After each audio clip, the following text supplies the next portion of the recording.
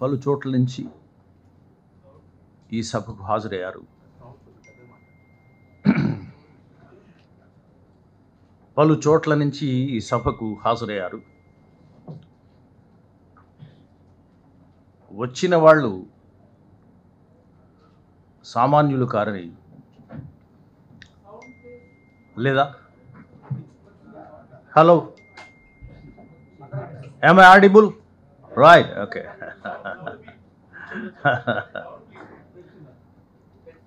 Okay.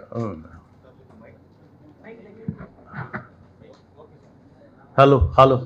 Mic check 1 2 3. Hello. Am I audible now? Right. Thank you very much.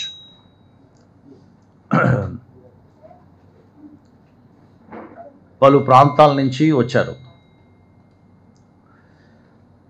ఇవాళ అంటే topic చాలా sensitive అని ముందు సుధీర్ ప్రారంభించారు. అసలు ఇలాంటి టాపిక్ని ఎందుకు ఎంచుకున్నారు, ఏం మాట్లాడతారు, అందరికీ క్యూరియాసిటీ ఉంది. అట్లాగే అధ్యయనం చేస్తున్న వాళ్ళు ఉన్నారు, సమాజం పట్ల ఎంతో కొంత బాధ్యత ఉన్నవాళ్ళు ఉన్నారు, ప్రజల మీద ప్రేమ ఉన్నవాళ్ళు ఉన్నారు. అంచేత అలాంటి వ్యక్తుల మధ్య నేను మాట్లాడుతున్నాను అనే ఎరుకతో ఈ ఉపన్యాసాన్ని ప్రారంభిస్తున్నాను. సభాధ్యక్షులు శివరామకృష్ణ, బ్లూ వింగ్స్ ఫౌండేషన్. ఈ సంస్థ నాకు పరిచయం అయ్యి దాదాపు 2.5 ఏళ్ళు అవుతుంది. దీని వ్యవస్థాపకుడు పులి మల్లికార్జునరావు మీ ముందే మాట్లాడారు. ఈయన నిజానికి కడు పేదవాడు. పొట్ట చేత పెట్టుకుని హైదరాబాద్ వచ్చాక పేవ్మెంట్ మీద చిన్న ఒక హట్లో తను తల్లి తను ఉంటూ కష్టాలు పడుతూ రాత్రిపూట అట్లా చూసినప్పుడు అదే హైదరాబాద్ నగరంలో ఆకాశ హర్మ్యాలు చూస్తే పెద్ద పెద్ద స్కై స్క్రాపర్స్ చూసినప్పుడు ఏమనిపిస్తుంది సాధారణంగా ఎవరికైనా? ఏదో రోజు అలాంటి ఒకానొక ఫ్లాట్లో అయినా ఉండగలుగుతారా అని. కానీ తను ఒక భిన్నమైన కలగన్నాడు. అలాంటిది నేను ఎందుకు కట్టలేను అని. దెన్ అంచెలంచెలుగా ఎదిగాడు, నిజంగానే ఒక భవన నిర్మాతగా మారాడు. కాబట్టి ఈవేళ అనేకమైనటువంటి భవనాల్ని హైదరాబాద్లో నిర్మిస్తున్నాడు. ఆయనే పులి మల్లికార్జునరావు. సో తనకు ఉండేటువంటి చిన్న తను ఏ స్థాయి నుంచి ఏ స్థాయికి వచ్చాడో మిగిలిన వాళ్ళు కూడా రావాలనే కోరికతో తన జీవితం ఈ బ్లూ వింగ్స్ ఫౌండేషన్ని తన మిత్రుడైన డాక్టర్ శివరామకృష్ణ సభాధ్యక్షుడు తను చదువుకోవడానికి అష్టకష్టాలు పడ్డాడు. చివరికి తనకు సీట్ వచ్చిన కాలేజీ నుంచి కూడా వెలివేస్తే గేటు దగ్గర ధర్నా చేసి అదే కాలేజీలో చదివి చివరికి పట్టభద్రుడై డాక్టర్ అయ్యాడు. అలాంటి శివరామకృష్ణ తినుకున్నాడు. ఇక ఈవేళ ఈ బెజవాడ మహానగరంలో బుద్ధిజీవులు, మేధావులు, ఆలోచనా పరులైనటువంటి మిమ్మల్ని అందరినీ ఇక్కడికి రప్పించడానికి ప్రధాన కారకుడు బోడపాటి సుధీర్ కుమార్.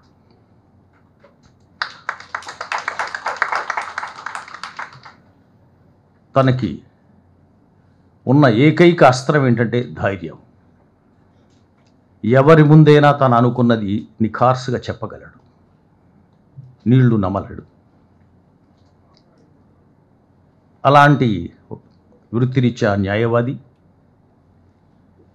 ఇలాంటి సదస్సును ఒకటి ఏర్పాటు చేయాలని తను భావించి బ్లూ వింగ్స్ ఫౌండేషన్ తరఫున అది కూడా తొలి సమావేశం బెజవాడ మహానగరంలో జరగాలి అని పట్టుబట్టాడు. సో అలాగే దాంతోపాటుగా తనకు సీనియర్స్గా ఉన్నటువంటి న్యాయవాద సంఘానికి సంబంధించినటువంటి మిత్రుల్ని కూడా ఆహ్వానించారు. ఇప్పుడే మరి అబ్దుల్ మషీం గారు, అబ్దుల్ ఖుదా పాషా గారు మాట్లాడారు.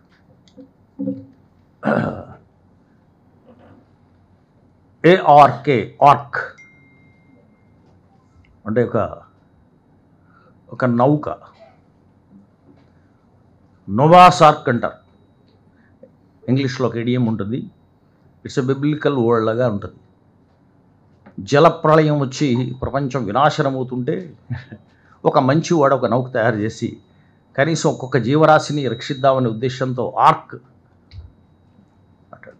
మనకి అలాంటి జలప్రళయం లాంటిది ఏమైనా వస్తుందా?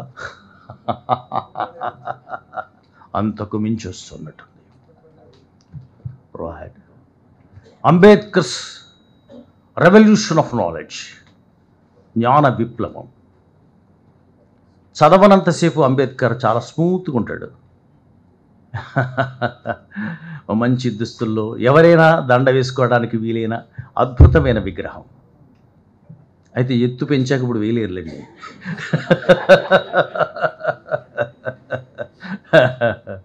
కాబట్టి అంత ఎత్తైన మనిషి, ఎంతో ఎత్తు అంత లోతు. పైకి ఎంత సాత్వికంగా కనిపిస్తాడో లోపల అంత ప్రమాదకారి, ద డేంజరస్ ఇంటలెక్చువల్. చదవకపోవడం వల్ల చాలామంది ప్రశాంతంగా జీవిస్తున్నారు. లేదా అంబేద్కర్ పుట్టేసిన చోట, అంబేద్కర్ ఇన్ని రచనలు చేసిన చోట, అంబేద్కర్ ఇంత జ్ఞానాన్ని పంచిన చోట మన ఇష్టం వచ్చినట్టు పాలిస్తే కుదరదు అన్న చిన్న సంకేతం ఉన్నా వణికి చచ్చేవారు. ప్రజలకు ఈ జ్ఞానం తెలియదు అనే నమ్మకంతో ఉన్నారు. ఈవేళ అందుచేతనే అంబేద్కర్ ఎప్పుడో చెప్పాడు, ఇప్పుడేంటి అని అప్పుడప్పుడు డౌట్ వస్తుంటుంది. విజయవాడ అనేక ఉద్యమాలకు పురిటిగడ్డ. జాతీయోద్యమంలో జాతీయోద్యమానికి అస్త్రాలు అందించినటువంటి పత్రికలు ఆంధ్రపత్రిక, ఆంధ్రప్రభ లాంటి పత్రికలు ఇక్కడి నుంచి వెలువడ్డాయి. కృష్ణాపత్రిక చెప్పనవసరం లేదు. పత్రికల రాజధాని. నేను ఇదే నగరంలో ఉదయం దినపత్రిక పనిచేసే 1985లో విజయవాడలో ఉండి, అట్లాగే 87, 88 విజయవాడ అంటే మాఫియా వాడగా భావించే రోజుల్లో ఒక ప్రధాన దినపత్రిక చీఫ్ రిపోర్టర్గా పనిచేశా. మా మిత్రులు కూడా కొంతమంది వచ్చున్నారు. ఆ రోజు బెజవాడ అంటేనే వేడి, కానీ ఉండాల్సినంత వేడి లేదేమో. టూ మచ్ కదా ఈ స్టేట్మెంట్. సర్ కట్టమంచి రామలింగారెడ్డి ఆంధ్ర విశ్వవిద్యాలయానికి ఉపకులపతిగా చేసిన ఆయన. బెజవాడ వచ్చేది బెజవాడ కాదు బ్లేజ్వాడ అన్నాడు. అంటే బగ్గలాడేది. ఏవి భగబగలు? రాజధాని ధగధగలు కూడా కొంచెం దూరంగా ఉన్నాయి. భగబగలు ఇవి. ఇక్కడ ఉండేటప్పుడు కొంచెం వారానికి ఒక కాలంలాగా రాసేవాడిని. ఒక పూట ఏం రాయాలో తట్టడం లేదు. ఇదే బందర్ రోడ్డు మీద 2 వీలర్ మీద వెళ్తుంటే మండిపోతుంది. ఆ లబ్బీపేట దాటాక అక్కడేమో గుడిసెలు అవన్నీ ఉన్నాయి. అప్పట్లో రంగా గారి ఇన్ఫ్లుయెన్స్ కొంచెం ఎక్కువ ఉండేది. ఆ గుడిసెల మీద 3 రంగుల జెండాలు ఎగురుతున్నాయి. కొంచెం ముందుకు వచ్చాక మేడలు ఉన్నాయి.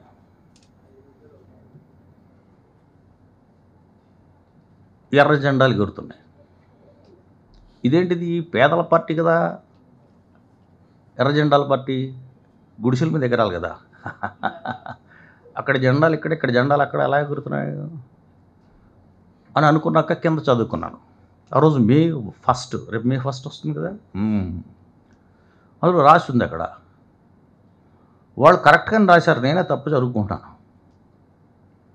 వాళ్ళు ఏమి రాశారు? మేడే వర్ధిల్లాలని రాశారు, నేను అనవసరంగా మేడే వర్ధిల్లాలని చదువుకుంటున్నా.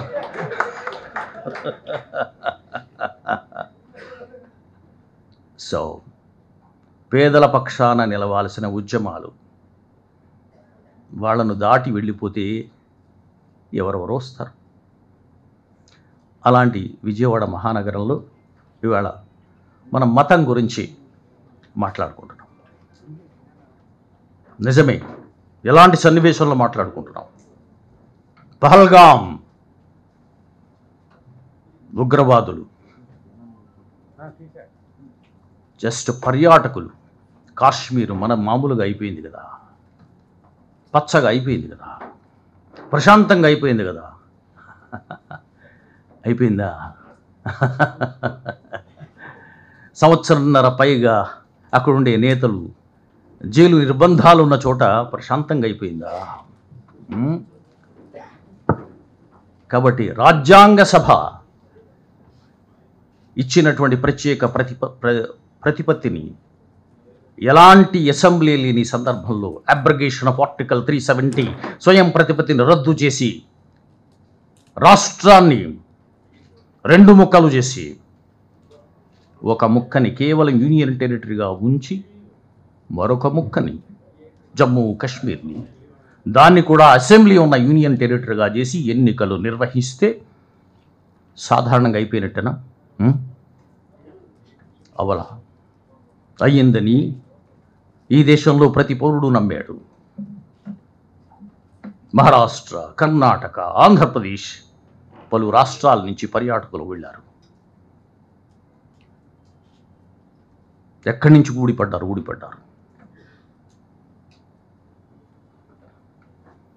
పారిపోతుంటే పట్టుకున్నారు, విడివిడిగా నిలబెట్టారు. ఈ దేశంలో వ్యక్తులను నిలబెట్టి నీ పేరేమిటని అడగడల్లా నీ మతమేమిటని అడుగుతున్నారు. మనుషుల్ని మతంతో వేరు చేశారు. నువ్వు హిందువా? అవును అనేలోగా కాల్చిపారేశారు. నుదుటి బొట్టు ఉంటే కాల్చిపారేశారు మగవాళ్ళకి. అక్కడికి అల్లాహు అక్బర్ అని అన్నా కూడా అది కాదు, నువ్వు ముస్లిం అయితే ఇది జపించాలి, జపించగలవా అనలేదు, కాల్చిపారేశారు. మతాల్ని వేరు చేసి మనుషులను కాల్చారు ఉగ్రవాదులు. రైట్? అంతేకాదు, పురుషుల నుంచి స్త్రీలను వేరు చేసి పురుషులను కాల్చారు. జెండర్ విభజన జరిగింది, మత విభజన జరిగింది. అన్యాయంగా 26 మంది నేల కొరిగారు. వీళ్ళని కాపాడడంలో ఒకే ఒక్కడు తన ప్రాణాలను తెగించి కాదు, ప్రాణాలను ఇచ్చి కాపాడినవాడు కూడా ఏ ఇస్లామిక్ ఉగ్రవాదులని వాళ్ళని చెబుతున్నారో అదే ముస్లిం. ఆయన పేరు సయ్యద్ ఆదిల్ హుస్సేన్ షా. రక్షకుడు ఒకే ఒక్కడు. ఇప్పుడు చెప్పండి, ఒక మతంలో కొద్దిమంది ఉగ్రవాదులైనంత మాత్రాన ఆ మతాన్ని స్వీకరించిన వాళ్ళందరికీ కూడా ఉగ్రవాద ముద్ర వేస్తారా? ఈ దేశంలో ఉండకూడని వాళ్ళు అన్నంతగా ప్రకటన చేస్తారా? అదే మతం, మరి అదే మతం ఒకరిని ఉగ్రవాదిని చేస్తే, ఎవరినో ఒకళ్ళని ఉగ్రవాదులను చేస్తే అందరూ ఉగ్రవాదులు ఎవరిని చేస్తున్నారు? ఎప్పుడు ఉగ్రవాదులు అవుతున్నారు? ఏ మతంలో ఉగ్రవాదులు ఉన్నారు? గాంధీ హిందువే, కాల్ చేసిన నాథురామ్ గాడ్సే కూడా హిందువే. ఆయన బుల్లెట్ దిగిన తర్వాత హే రామ్ అన్నాడు. హిందువు కాల్చడం ఏమిటి? ఒక ఆయన సాధారణ హిందువు, మరొకడు హిందూ ఉగ్రవాది. అనాలి కదా, అనలేరా? నాథూరామ్ గాడ్సేని దేశభక్తుడు అంటారా? అనలేరు కదా. గాంధీని చంపిన వాడిని ఎలా అంటారు? పోనీ చిన్న ప్రతిపాదన, ప్రతిపక్షాలైనా కనీసం ఉండగలుగుతారా? నాథూరామ్ గాడ్సే దేశద్రోహి అని దాని మీద ఎంతమంది సంతకాలు పెట్టగలరు ఇవాళ పార్లమెంట్లో? పెట్టలేరుగా. మధ్యస్థంగా ఏమిటి నాటకం కదా. మతం వేరు, మత ఛాందసం వేరు, మతోన్మాదం వేరు. మతం దేవుడు, మతం అంటే ఒక నైతికత, సాటి మనిషిని మరింత దగ్గర చేయగలిగేటువంటిది మతం. మరి దూరం చేయడం ఏమిటి? రైట్. మధ్యలో ఈయనెవరు? ఈయన పట్టుకొచ్చారండి మీరు. అంబేద్కర్ని ఎందుకు పట్టుకొచ్చారు? ఆయనే దేశంలో రాజ్యాంగం రాశారు. ఇంతకుముందు ప్రీంబల్ ప్రవేశిక చదివారే, దాని రూపకల్పన చేసినవాడు బాబాసాహెబ్ అంబేద్కర్. ఇవాళ పెద్ద బూతు మాట ఏంటంటే సెక్యులరిజం. సెక్యులరిజం అనగానే సూడో సెక్యులరిజం అంటారు. సో ఏది సెక్యులరిజం? రైట్. మీ ముందు ఒక 2 ప్రశ్నలు ఉంచుతాను. దేశ జనాభాలో 2011 జనాభా లెక్కల ప్రకారంగా ఇప్పుడైతే 140 కోట్లు అంటున్నారు, 121 కోట్లు ఉన్నారు. అందులో 17 కోట్ల మంది అధికారికంగా రికార్డ్ అయినటువంటి షెడ్యూల్ కులాల వాళ్ళు. అనధికారికంగా ఇంకా చాలామంది ఉంటారు. ఇతర మతాల్లోకి వెళ్ళడం వల్ల వాళ్ళని షెడ్యూల్ కులాలుగా రాయరు, అస్పృశ్యులుగా రాయరు. అదంతా తీస్తే కోట్ల మంది పెరుగుతారు. అంబేద్కర్ జీవించి ఉన్న కాలంలో లెక్క కూడా అలాంటిది. ఇప్పుడు లెక్క ప్రకారంగా ప్రతి 6వ వాడు అస్పృశ్యుడు. 1 2 3 4 5 6 అన్టచబుల్. ఇంత పెద్ద దేశ జనాభాలో ప్రతి 6వ వాడు కూడా ఉత్తమ కథకుడు.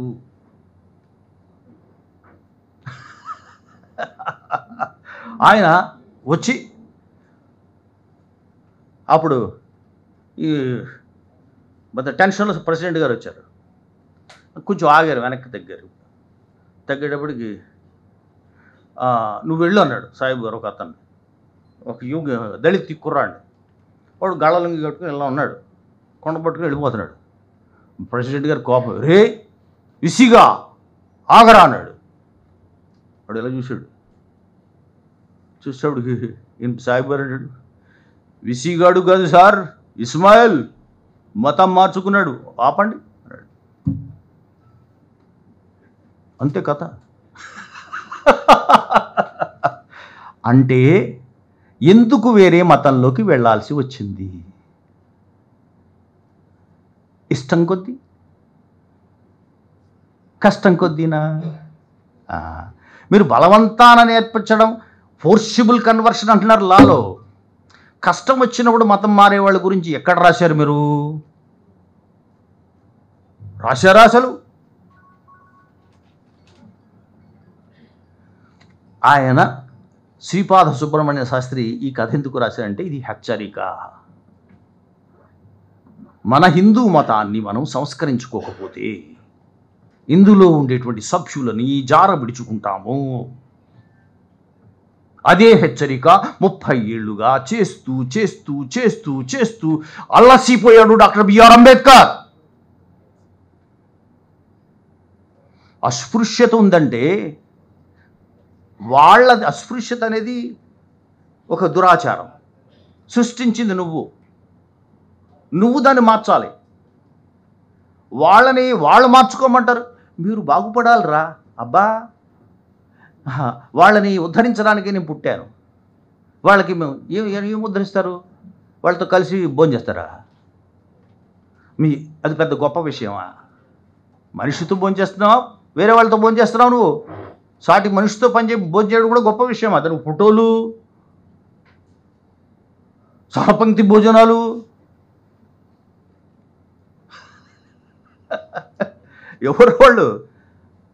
ఎవరు వాళ్ళు? ఈ దేశానికి రాజ్యాంగం రాసిన వాళ్ళ బంధువులు.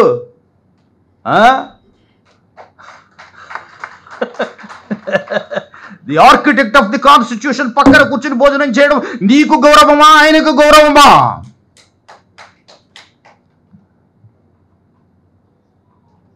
అడిగేవాడు లేడు. రాయ్. ఇంకొకటి, సో కాబట్టి ఇస్లాం మతంలోకి ఎందుకు వెళ్ళాల్సి వచ్చింది? వాళ్ళే మార్చేసుకోవాలనుకోండి చక్రవర్తులు, వాళ్ళకి పెద్ద పనే ఇది కదా. పాపం ఆయన కులీ కుతుబ్ షా ఏదో ఒక అమ్మాయిని ప్రేమించాడు. ఆయన అమ్మాయిని ప్రేమించబట్టి మనకి హైదరాబాద్ వచ్చింది. గిఫ్ట్ ఆఫ్ లవ్ అది. దానికోసం 2 రాష్ట్రాలు కొట్టేసుకున్నాయి. ఆవిడ భాగ్మతిగానే ఉన్నారు, ఆవిడ కుతుబ్ షాగానే ఉన్నాడు. ఆయన మీద లవ్ జిహాద్ కేసు పెట్టలేరు, ఆయనే గవర్నమెంట్ కాబట్టి. మరి వాళ్ళు తలుచుకుంటే నిజానికి చాలా చోట్ల చేసేయాలి కదా. అంతెందుకు 200 ఏళ్ళు ఈ దేశాన్ని పరిపాలించినటువంటి బ్రిటిష్ వాళ్ళు వాళ్ళ మతాన్ని ఎక్కించాలంటే ఎంతమందికి ఎక్కించేయగలరు? Right. So next option Christianity. చాలామంది ఏమనుకుంటారు, ఇంగ్లీష్ వాళ్ళు, బ్రిటిష్ వాళ్ళు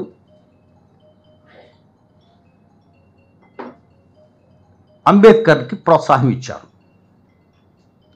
ఈ మధ్య ఒకటి రాశారు, ఏమంటే చాలామంది freedom fighters, a freedom fighter అన్న తర్వాత ప్రతివాడు జైలుకి వెళ్ళాడు. అంబేద్కర్ వెళ్ళాడండి. అబ్బో, ఒక గ్రేట్ డిస్కవరీ రా. అబ్బో, ఏం కనిపెట్టారా బాబు, అంబేద్కర్ జీవిత చరిత్ర నీ చేత రాయించాలి.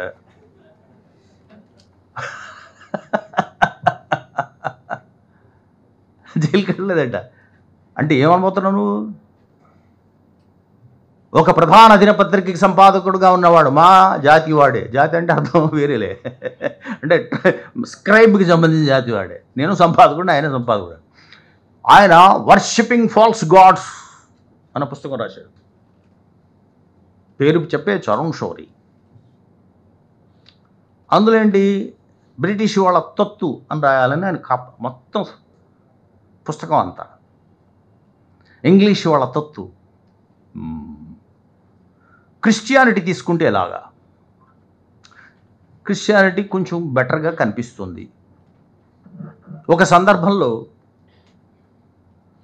ధనుంజయ్ ఖీర్, ఆయన ఎవరు పడితే ఆయన రాసిన పెట్టకథలు నమ్మకండి. అంబేద్కర్ అథెంటికేట్ చేశాడు ఒక ఆయన, నా జీవిత చరిత్ర రాయమని. సో ఈవెన్ అసిస్టెంట్ రత్తును కూడా రాయమనలా, ధనుంజయ్ ఖీర్ని రాయమన్నారు. ఆయన రాసిందే అథెంటిక్.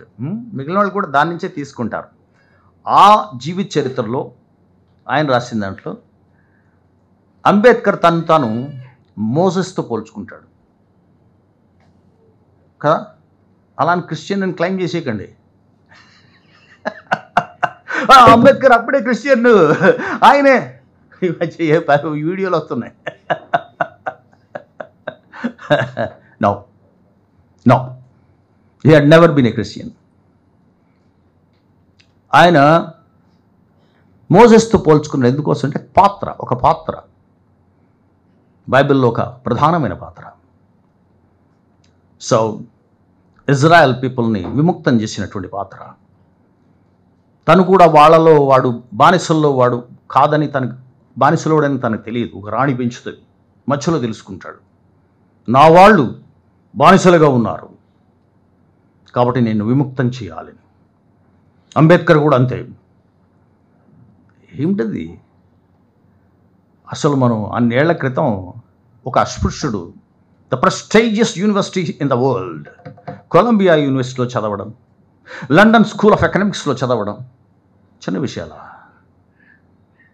సో బరోడా మహారాజ్ అలాంటి ప్రిన్స్లీ స్పాన్సర్షిప్ ఉంది, వెళ్ళారు.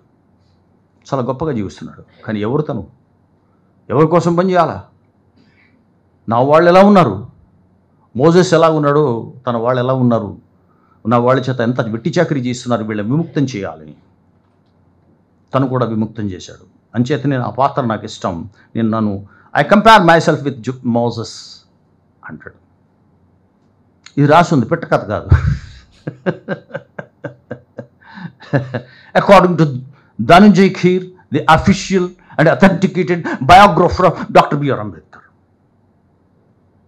కానీ ఆ విశ్వాసంలోకి నేను వెళ్ళదలచుకోలేదు. క్రైస్తవ మతాన్ని నేను స్వీకరించదలచుకోలేదు. ఎందుకు? బాగానే ఉంది.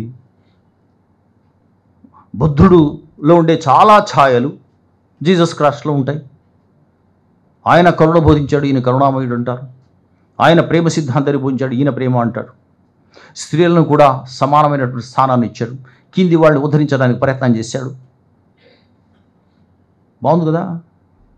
బాగుంది. కానీ ఇది వలస పాలకుల మతం. ఇది నేను ఈ మతాన్ని స్వీకరిస్తే సంఖ్య పెరిగిపోతుంది. అప్పుడు బ్రిటిష్ వాడు ఈ దేశాన్ని వదిలి వెళ్ళడు. Who is a patriot? జైలుకు వెళ్ళాలా? దేశభక్తుడు ఎవరు?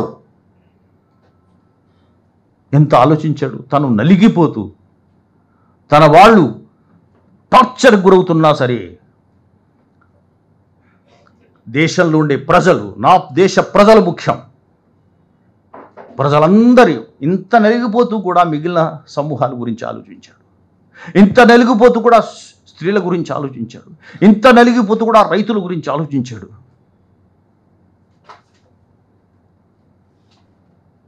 అందుకే అంటున్నా, లాస్ట్లీ సెక్స్ ఈ దేశంలో పుట్టిన మతమే సిక్కు మతం.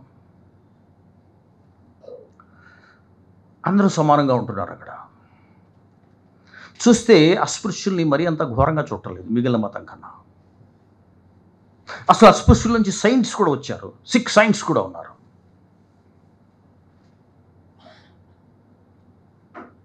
బాగుంది. పైపెచ్చు యాచించరు, శ్రమిస్తారు, శ్రమకు విలువనిస్తారు కదా. ఏదో సినిమాలో ప్రకాష్ రాజు ఎవడికో రూపాయి ఇస్తాడు, నువ్వు తీసుకెళ్ళే ఎవడన్నా సిక్కుకి దానం చేయ, అప్పుడేమో సిక్కు అంటే ఎవడో తెలుస్తాడు, అడు మళ్ళీ తిరిగి వచ్చేస్తాడు. ఎందుకని? బిచ్చగాళ్ళు దొరకరు, సిక్కు బిచ్చగాళ్ళు దొరకరు, యాచించరు. బాగుందే, తీసుకోవచ్చు కదా ఇది. కానీ పైపెచ్చు దేశ స్వరాజ్యం కోసం, దేశ విముక్తి కోసం ప్రాణత్యాగం చేయడంలో భగత్ సింగ్, ఉధామ్ సింగ్ ఇలాంటి వాళ్ళు మహనీయులు ఉన్నవాళ్ళు అని అనుకున్నాడు. రక్షణ ఉంటుందేమో అనుకున్నాడు. ఆల్మోస్ట్ సిక్కు అయిపోతున్నాడు. తన కొడుకు యశ్వంత్ని ఒక 16 మందినిచ్చి స్వర్ణ దేవాలయంలో అమృత్సర్లో జరుగుతున్నటువంటి చోట పంపించాడు. కొంతమంది ఆల్రెడీ తనకు సంబంధించిన వాళ్ళు 6 చీరిపోయారు కూడా. ఆయన 16, ఆయన కూడా స్వయంగా పాల్గొన్నాడు ప్రార్థనల్లో, వాటిల్లో. తర్వాత ఆలోచించాడు, నిజానికి ఈ దేశానికి సంబంధించిన మతమే, కానీ ఒక ప్రాంతం మాత్రమే ఆ మతస్థులు ఉన్నారు. Only Punjab, a little bit of Haryana. ఈ ప్రజలు అస్పృశ్యులు దేశమంతటా ఉన్నారు. How can they protect? ఎట్లా ప్రొటెక్ట్ చేస్తారు? మతాన్ని ఏం భావిస్తున్నాడైనా ఒక ప్రొటెక్టివ్ వాల్లా భావిస్తున్నాడు. సొంతంగా దేవుడా దేవుడు దేవుడు దేవుడా కాదు అది. నాకు పరలోక రాజ్యం ప్రాప్తించుతుంది తల్లి, సో నేను పుణ్యం చేసుకుంటా, లేదా కాశీలో మునిగిపోతా, డైరెక్ట్గా పంపించి ఈ గొడవ కాదు, ఒక సమూహ రక్షణ. అప్పుడు ఒక్క రోజులో మారిన మతం కాదు. అప్పుడప్పుడు మన కొంతమంది ఈ క్షణమేని దేవుడు నిన్ను ప్రశ్నిస్తున్నాడు, ఈ క్షణంలోనే అంటే ఇన్స్టెంట్ టైం కూడా ఎవడైనా మారకపోతే చంపేస్తాడు. సో కాబట్టి అలాగా ఆయన వెంటనే మారిన బ్యాచ్ కాదు అది. ఎందుకోసం? ఆయన ఆత్మ కోసము, తర్వాత పుణ్యం కోసము కదా. వెనకటి పార్లమెంట్లో ఒక ఆయన చాలా పెద్ద నేత అన్నాడు, అంబేద్కర్ అంబేద్కర్ అంబేద్కర్ అంబేద్కర్. దీని బదులు దేవుడు పేరు భగవన్నామ నారాయణ నామస్మరణ చేస్తే మీకు పుణ్యం అనేది దక్కేది అంటుంటే అనలేదా? అది సో అంబేద్కర్ అట్లానే అలాగా నామస్మరణ చేయడం కోసం, పుణ్యం కోసం చేసిన వాడు కాదు, తనే పుణ్యం కోసం కాదు. తన జాతి మొత్తం విముక్తమవుతుందంటే తన నరకంలోకి దూకడం కూడా సిద్ధమే, కానీ కాలేదు. సో ప్రొటెక్షన్ లేదు. అప్పుడు బౌద్ధం గురించి ఆలోచించాడు. తనకన్నా ముందు ఆలోచించినటువంటి వాళ్ళు ఉన్నారు. చాలా ఆశ్చర్యపోయాడు. ఇంగ్లీష్ వాళ్ళు రాశారేమో బౌద్ధం మీద అనుకున్నాడు మొట్టమొదట. The essence of Buddhism by Lakshmi Narasu చదివాడు. ఓహ్, ఇది బౌద్ధమా? మరి ఇంకేంటి? మరి వాళ్ళేంటి? తర్వాత లామా ఎక్కడ పుడతాడో ఇప్పుడు లామా చెప్పేస్తున్నాడు.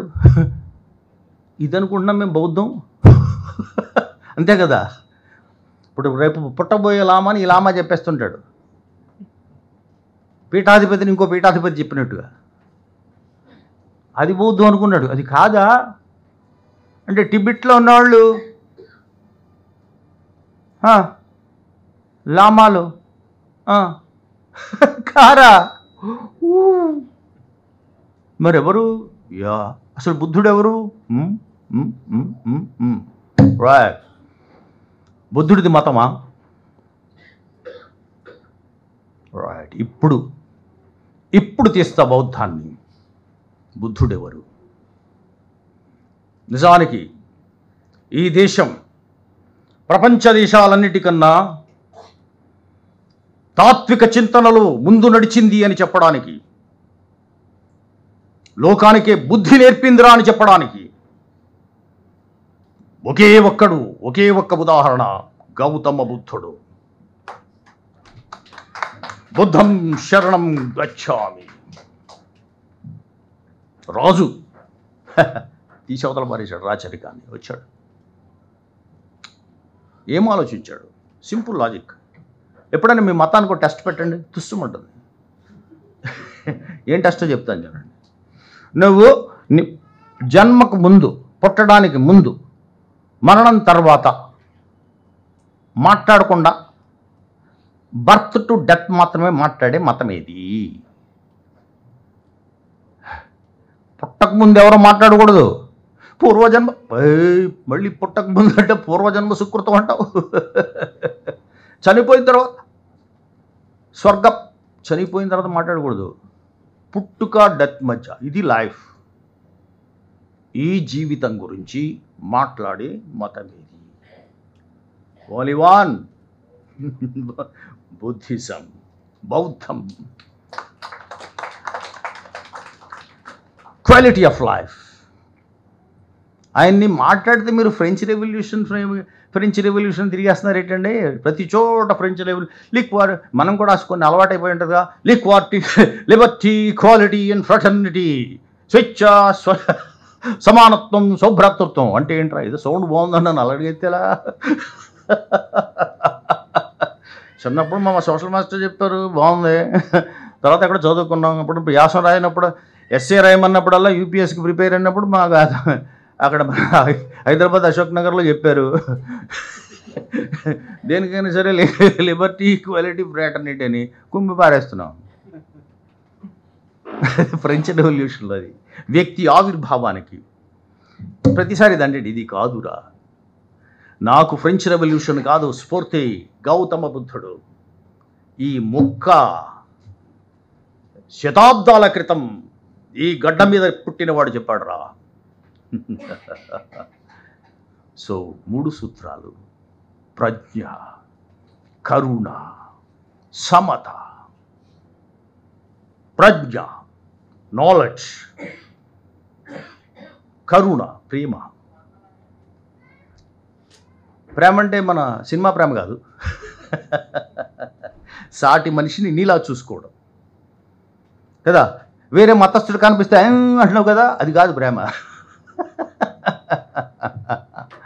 మతమేదైనా, కులమేదైనా, వర్ణమేదైనా ఒక మనిషి కనిపిస్తే వాడు నాలాంటి వాడనే భావన, కరుణ, సమత, ఈక్వాలిటీ.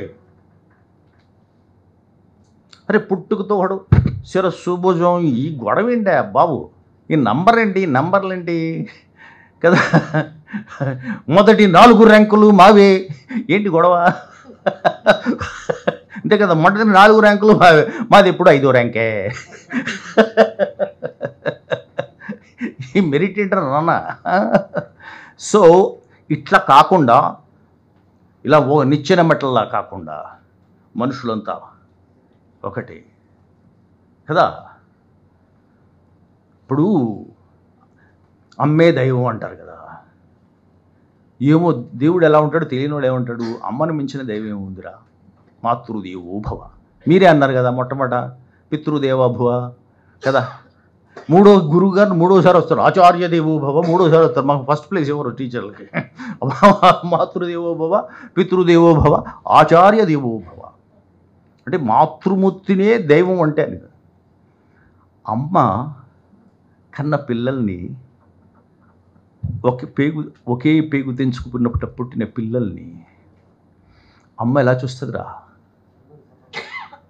ఇటు ర్యాంకింగ్ ఎత్తుదా, నువ్వు నిన్ను బాగా చూస్తాను, ఇంకొకటి తక్కువ చూస్తాను, అలా ఇస్తుందా? ఈక్వల్. సో దైవం అంటూ ఉంటే మనుషులు సమానంగా సృష్టించాలి. ఇది ఇంకా మీకు వ్యవసాయ సమాజం నడుస్తున్నప్పుడు, రాచరికం మాత్రమే నడుస్తున్నప్పుడు, ఇంకా రాబోయే తరాన్ని ముందుగా ఊహించి ప్రజల్లో మమేకమైనటువంటి సిద్ధార్థుడు, గౌతమ బుద్ధుడు ఆ రోజున రాశాడు. సో ఇప్పుడు నేను మతాన్ని స్వీకరిస్తున్నాను. మతాన్ని స్వీకరించే ముందు ఏం చేయాలి? మత పెద్దలు, పూజారులు, ప్రీచర్స్ వాళ్ళు ఏం చెప్తే చేయాలి కదా. బాప్తిజం అంటే ఇలా బాబు, నువ్వు కాసేపు కళ్ళు ముసుగు కింద ముంచుతాను, పైకి తీస్తాను, ఇది బాప్తిజం. నువ్వు గాయత్రి మంత్రం నాయన, నీ జేబు నుంచి జంజం వేస్తాను, ఇది కదా మతం ఇవ్వడం అంటే. కానీ అట్లా వాళ్ళు చెప్పింది మనం వినాలి. పెళ్ళి మీదేనా, తంతు మీ ఇష్టం ప్రకారం జరగదు. నువ్వు మంత్రి గారు అబ్బాయి అవ్వచ్చు, పంతులు గారు ఏం చెప్తే అదే చేయాలి. కుడి చేయి పెట్టిన ఆయన కుడి చేయి పెట్టా, గడ్డం కింద పెట్టిన ఆయన ఇటే ఎక్సర్సైజ్ చేయటే బాబు. పాస్టర్ గారు కూడా నేను చెప్పినట్టు అన్న ఆయన ఇటు పక్కన నిలబడు, ఇది ఉంటుంది కదా. మతానికి మత పూజారులు లేకపోతే మత ప్రవక్తలు కొన్ని నియమాలు పెడతారు. ఆ నియమాలకు కట్టుబడి ఆ మతంలో స్వీకరించాలి. బట్ అంబేద్కర్ హీరో ఇక్కడ మతానికి షరతులు పెడుతున్నాడు. మతం ఆయనకి కాదు షరతులు పెట్టేది, మతానికి షరతులు పట్టుకుంటాడు. నేను తీసుకోబోయే మతం పుట్టుకతో మనుషులు సమానమని ప్రకటించాలా, ఆ మతాన్ని స్వీకరిస్తాను. స్త్రీ పురుషులు సమానమని భావించాలా,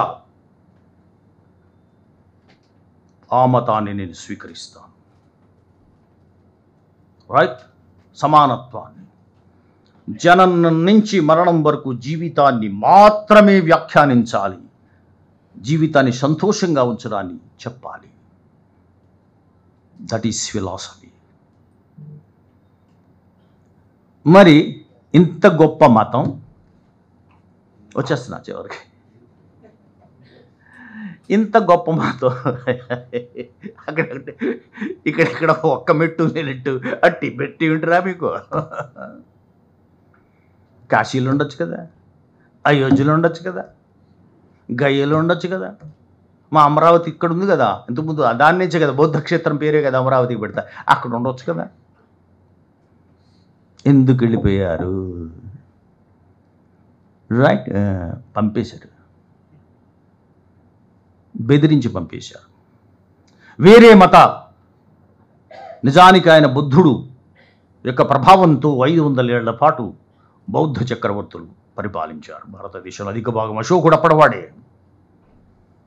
ఆ తర్వాత మళ్ళీ దాడులు జరిగే, మొఘలాయులు వచ్చారు, అలావుద్దీన్ ఖల్జీ లాంటి వాళ్ళు వచ్చారు, కొంత వేరే దాడులు జరిగే అప్పుడు ప్రవక్తలు వెళ్ళారు, ఇంకా ఉన్నారు. కానీ బౌద్ధులు ఎక్కడి నుంచి, ఒక మతాన్ని తీసుకొచ్చిన ప్రజలు ఎక్కడికి పోతారు? పోరు, అక్కడే ఉంటారు. కానీ బౌద్ధానికి విపరీతంగా ఆకర్షితులయ్యారు ప్రజలంతా. ప్రతి మనిషిలోనూ బౌద్ధం ఉంది. ఇప్పటికీ మనలో తెలియకుండా బౌద్ధం ఉంటుంది, ప్రతి ఒక్కరిలో బౌద్ధం ఉంటుంది. బౌద్ధం అంటే ఫిలాసఫీ, తత్వం, ఇట్స్ నాట్ రిలీజియన్. ఆయన ఎప్పుడు ఏ స్వర్గానికి వెళ్తాడని చెప్పాడు బుద్ధుడు? చూశాడు అప్పుడు అంబేద్కర్, ఇదేంటరా, ఆయనేమో విగ్రహారాధన వద్దన్నాడు, తత్వం వద్దన్నాడు, ఒకడేమో ఆయన పన్ను ఉన్న చోట క్షేత్రం కడతానంటాడు, పన్ను పట్టుకుని ఊరేగుతాడు. బుద్ధుడు వెంట్రుకు పట్టుకుని ఊరేగోడు ఒకడు. మీరెవర్రా బౌద్ధులు అసలు? I want to save Buddhism from the bhikkhus, బౌద్ధ భిక్షువుల నుంచి, బౌద్ధ ప్రవక్తల నుంచి బౌద్ధాన్ని కాపాడబోతున్నాను నేను అన్నాడు. ఇది ప్రజాస్వామికమైన తత్వం, ఈ మతం. ఈ మతాన్ని నేను స్వీకరిస్తున్నాను, మీరు స్వీకరించండి, ఎన్మాస్గా స్వీకరించండి అన్నాడు. అంతే కదా, ఆయన కొంచెం వెటకారంగా అని కూడా అన్నాడు. ఇది మనుషులు మాత్రమే కాదు, వీలైతే దేవుళ్ళు కూడా స్వీకరించదగ్గ మతం. దేవుళ్ళు మతం స్వీకరించడం వేడా బాబు? ఎస్, మరి మన దేశంలో ప్రతి వాళ్ళు దేవుడే కదా. దైవత్వము కాని పదార్థము వెతికిన ఎచ్చట వెతికిన దొరకదు అన్నాడు కదా జాషువా. సో కాబట్టి దేవుళ్ళు స్వీకరించవచ్చు. బోడు మంది స్వామీజీలు, బాబాలు, ఫకీర్లు కూడా అందరూ ఉన్నారు. Yeah, come and take this religion. ఒకవేళ పైన భగవంతుడు చూస్తున్నాడు అనుకోండి, ఆయన కూడా తీసేసుకుని ఎందుకు పని అయిపోతుంది. మనం సమానంగా చూడడం అలవాటు అవుతుంది దానికి, అంతే కదా. This is so. కాబట్టి తర్వాత మళ్ళీ బౌద్ధం నుంచి మార్చడం కోసం నెక్స్ట్ మతం. అప్పుడు ఇక్కడ హిందూ మతానికి సంబంధించినటువంటి పరిణామాలు ఉన్నాయి. మొదట ఇది వైదిక మతం, అంబేద్కర్ ప్రకారంగా మొదట ఇది వైదిక మతం, తర్వాత దశ బ్రాహ్మణ మతం, తర్వాత దశ హిందూ మతం. అంబేద్కర్ లేడు, 4వ దశ వచ్చేసింది, అది హిందుత్వం. ద్వేషమే ప్రధానంగా అయిపోతుంది. అందరూ హిందువులు కాదా, ఎక్కువ మంది హిందువులు ముస్లిం కలిసి పండుగలు చేసుకోలే, అక్కడ హిందువులు క్రిస్టియన్స్ కలిసి పండుగలు చేసుకోవట్లే. ఇంకా మధ్యలో ఎవరయ్యా? మీరు కష్టపడి చాలా ఇదే హిందుత్వం అని చెప్పేసి రాముడు గుడి కట్టారు. కట్టొద్దని ఎవరంటారు? ప్రతి ఊళ్ళో కట్టుకుంటారు చక్కగా. అయోధ్యలో కట్టారు, మేం కాబట్టి కట్టాం అని ఎన్నికలకు వెళ్ళారు. కరెక్ట్గా అయోధ్యలోనే కట్టినోళ్ళు పోయారు. పైగా ఎవరు, ఇది మరీ టూ మచ్ అండి. ఎవరినైతే గుళ్ళోకి రానివ్వరు, ఎవరినైతే బళ్ళుకి రానివ్వరు, ఎవరినైతే మంత్రం చదవనివ్వరు, ఎవరినైతే పూజలు చేయనివ్వరు, ఎవరినైతే దీపం పట్టుకుని తిరగనివ్వరు, ఎవరినైతే నైవేద్యం పెట్టనివ్వరు. ఆయన ఎంపీ అయిపోయాడు అయోధ్యలో, అవధేష్ ప్రసాద్. నేను అవధేష్ ప్రసాద్ని అండల్లా. అయోధ్య నగర వాసులు హిందువులు, అయోధ్యలో ఉన్న హిందువులని మెచ్చుకుంటున్నారు. వాళ్ళు దేశభక్తులు, మెజారిటీ. రైట్. సో అప్పుడేం చేశారు, ఇంత బౌద్ధులు పుట్టిన దేన్ని తినకుండా దేన్ని తినడం కోసం దేన్నైనా చంపు తిను, జీవిని జీవి బతుకు. అట్లా కాకుండా దేవుడి కోసం బలి ఇచ్చేస్తానంటే తాడ తీస్తారో అన్నాడు అశోకుడు. బౌద్ధ చక్రవర్తులు అక్కడికి బలేండ్రా, తాడదిస్తా బిడా అన్నాడు. మీరు మామూలు కాదండి. అంచేత బౌద్ధ భిక్షువులు వాళ్ళు కూడా నాన్ వెజిటేరియన్స్ ఇంతకుముందు. దీన్ని దెబ్బతీయాలంటే వాళ్ళకన్నా మనం ఎక్కువ ఉండాలి. ఇప్పుడు మనం దాన్ని కాపాడాలంటే ఏం చేయాలంటే అప్పుడు బ్రాహ్మణ మతం వచ్చింది. ఏం చేయాలంటే మొత్తం అసలు ఆ మాంసం ఈ మాంసం లేదు, సమస్త మాంసాలని మానేయాలి. శాకాహారం. అప్పటి నుంచి అది గొప్పదైపోయింది. కానీ ఒక్కసారి వేద సాహిత్యం చదివితే ఈ అనవసరం ఇప్పుడు ఈ ప్రశ్న కాదు, చాలా ఉంటుంది. సో దాంతో ఏమంటే బౌద్ధ వ్యతిరేకత పెరిగిపోయింది. కానీ సో దాంతో ఏమైంది, ఈ మాంక్స్లందరినీ కూడా మొదట ఈ వైదిక చక్రవర్తులు వచ్చి తరిమి కొట్టారు, దేశం పారిపోయారు, అయిపోయింది. వైదిక చక్రవర్తులు కొంత, మొఘలాయ చక్రవర్తులు కొంత కొట్టిపారేసిపోయారు. కానీ మరి ఊరు వెలుపులు ఎందుకు వచ్చారండి? ఈ పాయింట్ ఒకటి దానికోసమే కదా సార్ మీరు అది కాకుండా ఈ కథలన్నీ కథలు చెప్తారండి. మా కూడా చెప్పండి ఏంటి. సో అసలు వాస్తు ప్రకారంగా ఉందా మా వాడ? ఈడు మామూలుగా గల్ఫ్ నుంచి వస్తాడు, అంతవరకు ఇది ఉంటుంది. ఉన్న డబ్బులు గల్ఫ్ నుంచి వస్తే డబ్బులకు ముందు ఉంటాయి, కానీ అది 2 ఏళ్ళు 3 ఏళ్ళు ఉంటాయి జాగ్రత్తగా తింటే. నువ్వు ఇలా ఇదే ఆదాయం మొత్తం జీవితాంతం ఉంటుందన్న అనుమానంతో నువ్వేం చేస్తాడు, పెద్ద బిల్డింగ్ లేపుతాడు. ఆ తర్వాత తిండి ఉండదు, అది వేరే విషయం. వచ్చేసాక ఆ బిల్డింగ్ లేపేటప్పుడు వీడు క్రిస్టియనే, వీడికి వాస్తు ఎందుకు చెప్పండి? వాస్తు పిలుస్తాడు, వాస్తు ప్రకారంగా ఉందలే. కానీ అంబేద్కర్ ఇప్పుడు వాస్తు గురించి చెప్పాడు. ఒరే పిచ్చ సన్నాసులరా, అసలు వాడకే వాస్తు లేదురా అన్నాడు. మరి టూ మచ్ కాకపోతే అంబేద్కర్ సైన్స్ నమ్ముతాడు కదా సార్, మీరు వాస్తు నమ్ముతాడండి. అది నా పాయింట్ కూడా అదే. ఒకప్పుడు వాస్తు ఏమిటి, గాలి వెలుతురు. సో ఇప్పుడు ఎవడన్నా సౌత్కి వెళ్ళమంటే వెళ్ళవు, కానీ జాగ్రత్త చూడండి, ప్రతి వాడ ఊరికి సౌత్లో ఉంటుంది.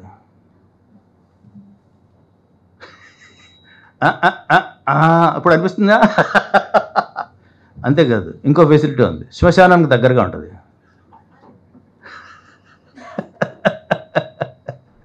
మార్చేశారట దేశాన్ని. అయ్యో బాబోయ్, ముందు వారు మార్చేశారు, తర్వాత వీరు మార్చేశారు, మార్చేశారు కదా.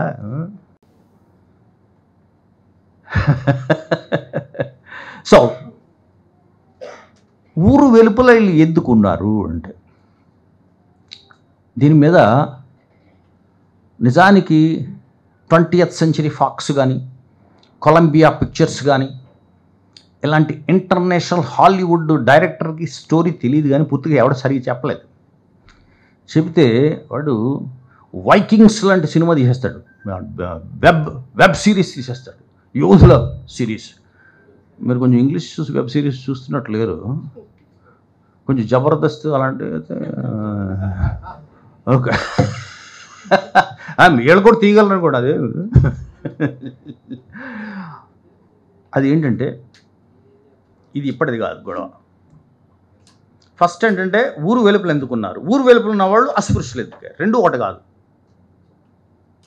ఊరు వెలుపల ఉన్నవాళ్ళు అస్పృశ్యులు అవ్వడానికి వీలు లేదు. ఊరు వెలుపల ఎందుకు ఉంటారు, ఏ దేశంలోనైనా ఉండే అవకాశం ఉంది. వ్యవసాయ సమాజానికి ముందు, వ్యవసాయ సమాజం ఏర్పడుతుండగా వేట సమాజం జరిగేటప్పుడు అందరూ ట్రైబ్సే కదా. మనం ఏదో పెద్ద ఎక్కడో దిగొచ్చినట్టు వారు ట్రైబ్ అంట, మరి నువ్వెవరు పిచ్చి సన్నసి, అందరూ ట్రైబ్స్రా బాబు, వెనక్కి వెళ్తే అందరూ ట్రైబ్సే. ట్రైబ్ కానివాడు కొత్త కథలు చెప్తారా, అందరూ ట్రైబ్సే. సో అప్పుడు ట్రైబ్స్ ఉంటాయి, తెగలు ఉంటాయి, వేటాడే తెగలు. వేటాడుతూ కొన్ని చోట్ల వ్యవసాయం కూడా చేస్తాయి. వ్యవసాయం చేస్తున్నవి ఏం చేస్తాయంటే ఒక చోట స్థిరపడిపోతాయి, అప్పుడు గ్రామం ఏర్పడుతుంది, స్థిర సమాజం ఏర్పడుతుంది. సోషియాలజీ ఇదేం ఇట్స్ నథింగ్ బట్ సోషియాలజీ. ఇప్పుడు స్థిర సమాజం ఏర్పడిన తర్వాత వాళ్ళు ఇంకా ఈ వ్యవసాయం ఇవన్నీ తెలియ వాళ్ళకి ఫుల్ కత్తులు కట్టాలతో వేటాడుకుంటూ తిరుగుతుంటారు. అప్పుడు ఏం చేస్తారు వేటాడేవాళ్ళు, ఇక్కడ అన్నీ శుభ్రంగా వ్యవసాయం చేసి ధాన్యం పెట్టుకుని పళ్ళు పెట్టుకుని అన్నీ రెడీగా ఉంటారు. ఆ టక్మని వస్తాడు జంతువుని వేటాడి వీడిని కొట్టేసి పట్టుకుపోతాడు. అదంతే ఆటవిక నీతి. అంటే సెటిల్డ్ ట్రైబ్స్, అన్సెటిల్డ్ ట్రైబ్స్. అప్పుడు సెటిల్డ్ ట్రైబ్స్ పెరుగుతూ ఉంటాయి, వాటికి రక్షణ కావాలి. అప్పుడు వేటాడే ట్రైబ్స్నే బాబు మిమ్మల్ని తన్నక్కడలేకుండా మంచి వాళ్ళు ఉంటారు రక్షకులు. మీరు పని కట్టుకుని అలా అలా ఆ జంతువులు వేటాడుకు తిరగక్కర్లేదు. మీరు చూస్తే యోధుల్లో ఉన్నారు, వారియర్స్లో ఉన్నారు, మా ఊరికి రక్షణగా ఉన్నాడు బాబు అన్నాడు. ప్రొటెక్టర్స్ ప్రతి ఊరు వెలుపల కాపలా పెట్టుకున్నారు. దేశానికి సైన్యం కాపలా ఎలా ఉంటుంది కదా, సైనికుడు అంటే ఎలా ఉంటాడు? బోర్డర్. ఎందుకురా బోర్డర్ అంటే ఫీలింగ్ అన్నా, ఏ దేశానికి నేను మంచులోనా, ఆ మంచులో ఉంటే ఫీలింగ్ అన్నా, నేను ఏ దేశాన్ని రక్షిస్తున్న ఫీలింగ్ వస్తుందన్నా, ఆర్మీ. కానీ ఈవేళ ఊరు వెలుపల ఉన్న ప్రతి సంతతి కూడా ఒకనాడు గ్రామానికి రక్షణగా నిలిచినటువంటి వీర సైనికులు వాళ్ళు. They were not untouchables, they were soldiers, they were warriors అని నేను అనలా. I'm sorry, doctor BR Ambedkar చేసినటువంటి రీసెర్చ్ ఇది. మీరు కేస్ స్టడీస్ కూడా ఇచ్చాడు, ఫలానా దేశంలో ఇలా ఉంది, ఐర్లాండ్లో ఉంది, మరో కంట్రీలో ఉంది. కరెక్ట్. మరి ఉన్నప్పుడు అక్కడ కూడా అన్టచబుల్ ఉండదు. ఎందుకంటే రక్షకుడు సుపీరియర్ కదా, వాడు తప్పుకుంటే నువ్వు మింగేస్తారు. కాబట్టి మెల్లమెల్లగా ఏమవుతుంది, వీడు ఒప్పుకుంటే, రక్షకుడు ఒప్పుకుంటే ఊళ్ళో వాళ్ళ అమ్మాయిని చేసుకుంటాడు వాడికి నచ్చితే. టూ మచ్ పొరవచ్చులు చెప్తుంటే మీరు ఎలా మాట్లాడతారు సార్, వీడికి నచ్చటేంటి సార్, వీడికి నచ్చేటంటే వాడు ప్రణయం అయిపోతాడు, ఆ అమ్మాయి అమృతం అయిపోద్ది, మారుతలో కూడా దిగిపోతాడు.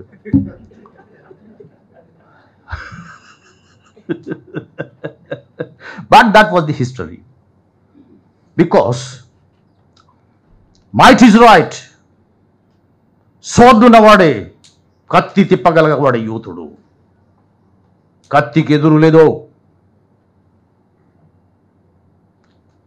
కానీ కరెక్ట్గా అదే సమయానికి వాళ్ళు మధ్యలో బౌద్ధాన్ని వీళ్ళు కూడా స్వీకరించారు.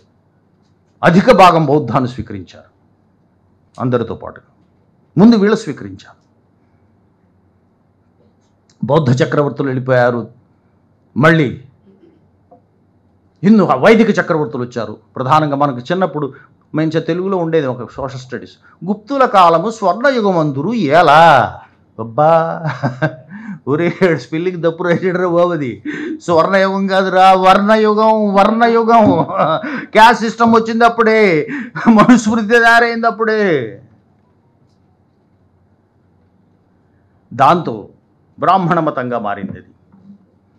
సో బౌద్ధుల్ని దూరంగా ఉంచేవారు. అంబేద్కర్ ఇంకొక విషయం తెలుసు రాశారు, చెప్పడం విన్నారా? బ్రాహ్మణుడు ఎదురుస్తే ఊరు వెలుపులు ఉండేవాడు అశకునంగా భావించేవాడు. ఎప్పుడు కూడా ఒంటి బ్రాహ్మణుడు ఎదురిస్తే వెళ్ళకూడదని ఉంటుంటారు. అంత గీర వీళ్ళకి, అంత గురోజన వీళ్ళకి అనమాట ఎదురొస్తుంటాయి. మరి అలాంటి వాళ్ళని ఊరు ఏమి ఇవ్వాలంటే, వీళ్ళు వేటాడి జీవించేవాళ్ళు కదా, వేటాడి జీవించే వాళ్ళకి పప్పన్నం పెడతంటే కుదురుతుందా? వేస్తాడు, ఒక దున్ననేస్తాడు, లేదా అడవి పందిని వేస్తాడు, తింటాడు. ఒరే మేము ఇక్కడ ఉండాలంటే మాకు ఫుల్ కంప్లీట్ నాన్ వెజ్ ఇవ్వాలని. సో కాబట్టి క్యాటిల్ని ఇవ్వడం, డెడ్ క్యాటిల్ తినేవారు, ఇచ్చేసేవారు. సో వీళ్ళు అస్పృశ్యులుగా అప్పుడు చేయబడలా. కానీ బౌద్ధాన్ని వీడి చక్రవర్తులు మారిన మొఘలాయ చక్రవర్తులు వచ్చిపోయారు, వైదిక చక్రవర్తులు వచ్చారు, రండి మళ్ళీ వైదిక మత ఉద్ధరణ జరుగుతోంది అన్నా కూడా శిరస్సు తీయండి, కానీ నమ్మిన తత్వాన్ని వదలం, మేమెప్పటికీ బౌద్ధులమి అని నిలబడ్డటువంటి వారియర్ క్లానే ఊరు వెలుపల ఉన్నవాళ్ళు. కాబట్టి బౌద్ధుల మీద ఉండే వ్యతిరేకతని, బౌద్ధులను దూరంగా ఉంచడం కోసం ఈ బౌద్ధుల్ని ఊరు వెలుపలకు నెట్టారు. బౌద్ధాన్ని స్వీకరించడం వల్ల అస్పృశ్యత వచ్చింది. అస్పృశ్యత పోవడం కోసం మతం మారడల్లా, తమ మతాన్ని తాము స్వీకరించినందుకు, బౌద్ధాన్ని బౌద్ధంలో ఉంచినందుకు, మీరు మారమంటే మారనందుకు, మీరు కన్వర్షన్ చేయమంటే చెయ్యనందుకు వాళ్ళని అన్టచబుల్స్గా ప్రకటించారు, దూరంగా చూశారు, వెలివేశారు. ఎందుకే వచ్చింది అంతే తప్ప గోమాంసం తినడం వల్ల లేదా బీఫ్ తినడం వల్ల వచ్చింది కాదు. బీఫ్ అందరూ తినేవారు, కొందరు చాలా ఇష్టంగా తినేవారు, అది వేరు పద్ధతి. ఇది వేదిక కాదు, అది చెబితే చాలా ఆశ్చర్యపోతారు. అంబేద్కర్ రాశారు. సో అంబేద్కర్ మీద ఏ కేసులు పెడతారు ఇప్పుడు? ఇంకొక స్టేట్మెంట్, అంబేద్కర్ స్టేట్మెంట్ ఇస్తాను, పెట్టుకోమని కేసు అంబేద్కర్ మీద, రాజ్యాంగ నిర్మాతలు. To a Brahmin every day is a steak day, beef steak day అన్నాడు. బ్రాహ్మణుడికి ప్రతిరోజు కూడా ఖచ్చితంగా ఒక బీఫ్ స్టీక్ ఉంటుంది, స్టీక్ తెలుసుగా, బీఫ్ తినే రోజే అడిగి ఆనందకరమైన రోజు అని ఆయన ఇచ్చిన స్టేట్మెంట్. ఇది నేను కాదు, అంబేద్కర్ రాసింది. If you want to file a case against the architect of this constitution, you are welcome. Right? మాట్లాడితే కేసు పెడతారా, జైలు పెడతారా? ఎక్కువ మంది ఇన్ని కోట్లు ఉన్న వాళ్ళు ఒక్కసారి ఆలోచించడం, నిద్రలో ఉన్నారు మా వాళ్ళు కదా. సో బీబీ పథకం పెట్టారు కదా మీరు, ఆ పథకాన్ని ఫుల్గా ఎంజాయ్ చేస్తున్నారు. అంటే బీరు బిర్యానీ పథకం పెట్టారు కదా, తిని ఫుల్ మత్తులో ఉన్నారు. చివరికి అంబేద్కర్ దగ్గరకు వచ్చి ఎవరు అంటారు, ఆ రేంజ్లో వస్తున్నారు. మనోడు గణపతి నవరాత్రులకి దీనికి తేడా తెలియాడు, అన్న జయ భీమ్ అంబేద్కర్ అన్నాడు. బాబోయ్ ఊరి నాయుడు ఆరాధన. సో ఇప్పుడు చెప్పండి. సో కాబట్టి మీకు ప్రొటెక్షన్ ఇచ్చిన అలనాటి బౌద్ధులు అంటే మీరు తీసుకోకుండా, ఏ మతం తీసుకోకుండా ఉంటే మీరు ఎవరన్నమాట? మీ చాయిస్ లేదు. మీ ఏ మతం తీసుకోకుండా ఉంటే మీరు ఎవరు? అస్పృశ్యులు. Suppose if you are a scheduled caste person, if you don't belong to any other caste, any other religion, by default you are a Buddhist. By default you are a Buddhist. కానీ ఊరు వెలుపల పంచారు. So ఊరు వెలుపలకేమో బౌద్ధులు, దేశం వెలుపలకి బౌద్ధ ప్రవక్తలు వెళ్ళిపోయారు. అందుకే 1,00,000కు పైగా జనంతో ఆయన బౌద్ధాన్ని స్వీకరించడానికి తన ఆరోగ్యం క్షీణిస్తున్నటువంటి సమయంలో కూడా ఇది అందరూ అడిగారు, నీకు ముక్తి లేదు, మార్గం లేదు. బుద్ధుడు మోక్షదాత కాదు, మార్గదాత. మార్గాన్ని చూపించేవాడు. గర్వపడరా, దేశంలో అణువణువు నీదని గర్వపడరా. ఎందుకోసం అంటే బుద్ధుడు నడయాడిన భూమి ఇది, బౌద్ధ భిక్షులు నడయాడిన భూమి ఇది. Take pride in that. ఈ దేశం నాది అని గర్వపడండి. ఎవరు గర్వపడాలి? నిజానికి దేశభక్తిని కాపాడాలి అంటే దేశమంతటా విస్తరించుతున్న వాళ్ళు కావాలి. దేశమంతా విస్తరించి ఉన్నవాళ్ళు ఊరు వెలుపల ఉన్నటువంటి వారే. They can only link this country. ఏ దేశ సమగ్రతని కాపాడగలిగేవాళ్ళు. Don't play games with that community.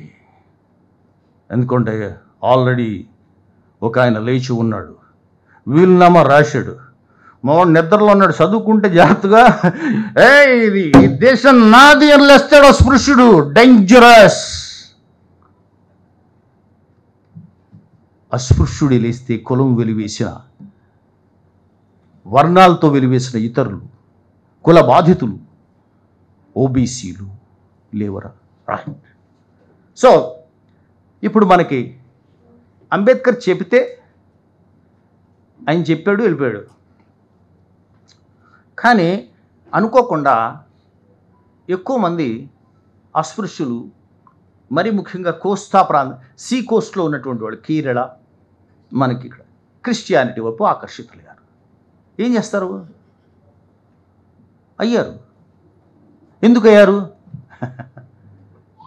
అంటే, నువ్వు వాడికి గుళ్ళోకి రాలేదు, వాడు బోర్డు పెడతాడు, ఏ భేదము లేదు, ముందదే పెడతాడు, ప్రతి ఒక్కరూ ఇందులోకి రావచ్చు అని అంటాడు, వెళ్ళిపోయారు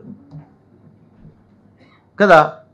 పైపచ్చి అక్కడికి వెళ్ళాక ఆమె, నువ్వెవరండి?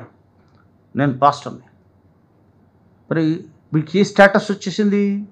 ప్రీస్ట్ స్టేటస్ వచ్చేసింది. నేను పూజాన్ని అనగలడా? అనలేడు. స్టాలిన్ చాలా కష్టపడుతున్నాడు అనిపిద్దామని. మరి వెళ్ళరా, నేను చూసుకుంటాను, వెళ్ళు లోపలికి అన్న, భయం వేస్తుందన్నా, నేను మంత్రాలు భయం వేస్తుందన్నా అంటాడు. అయినా పంపిస్తున్నాడు, ఏదో ఒక రాష్ట్రంలో, జస్ట్ ఒక స్టేట్లో. కానీ ఇక్కడ అన్ని చోట్ల వాళ్ళు దే కుడ్ బికమ్ ప్రీచర్స్. మీరు చేయడానికి, మీకు వేదాధ్యయనం చేయడానికి మీకు షరతులు ఉన్నాయి. మీలోనే ప్రతి వేదం అందరూ చదవకూడదు. ఒక యజుర్వేదాన్ని కొందరు, శుక్ల యజుర్వేదాన్ని ఉత్తరాది వాళ్ళు చదవాలి, కృష్ణ యజుర్వేదాన్ని దక్షిణాది బ్రాహ్మణులు చదవాలి. అంత చక్కగా పెట్టుకున్నారు మీరు. ఇంక మామూలు వాళ్ళకి ఏమి ఇస్తారు చెప్పండి? సో ఇక్కడ వీడు ఇచ్చేస్తున్నాడు. ఇదేదో బాగుంది అనుకున్నలోగా సినిమా మారిపోయింది. ఆయన చెప్పనే చెప్పాడు, ఈ మతం రక్షించదురా అని. మార్చేశారు సినిమాని. యాక్చువల్గా బుద్ధుడు ముందు పుట్టాడు, జీసస్ ముందు పుట్టాడా? పొరపాటు ఎక్కువ భక్తితో జీసస్ అనేకండి.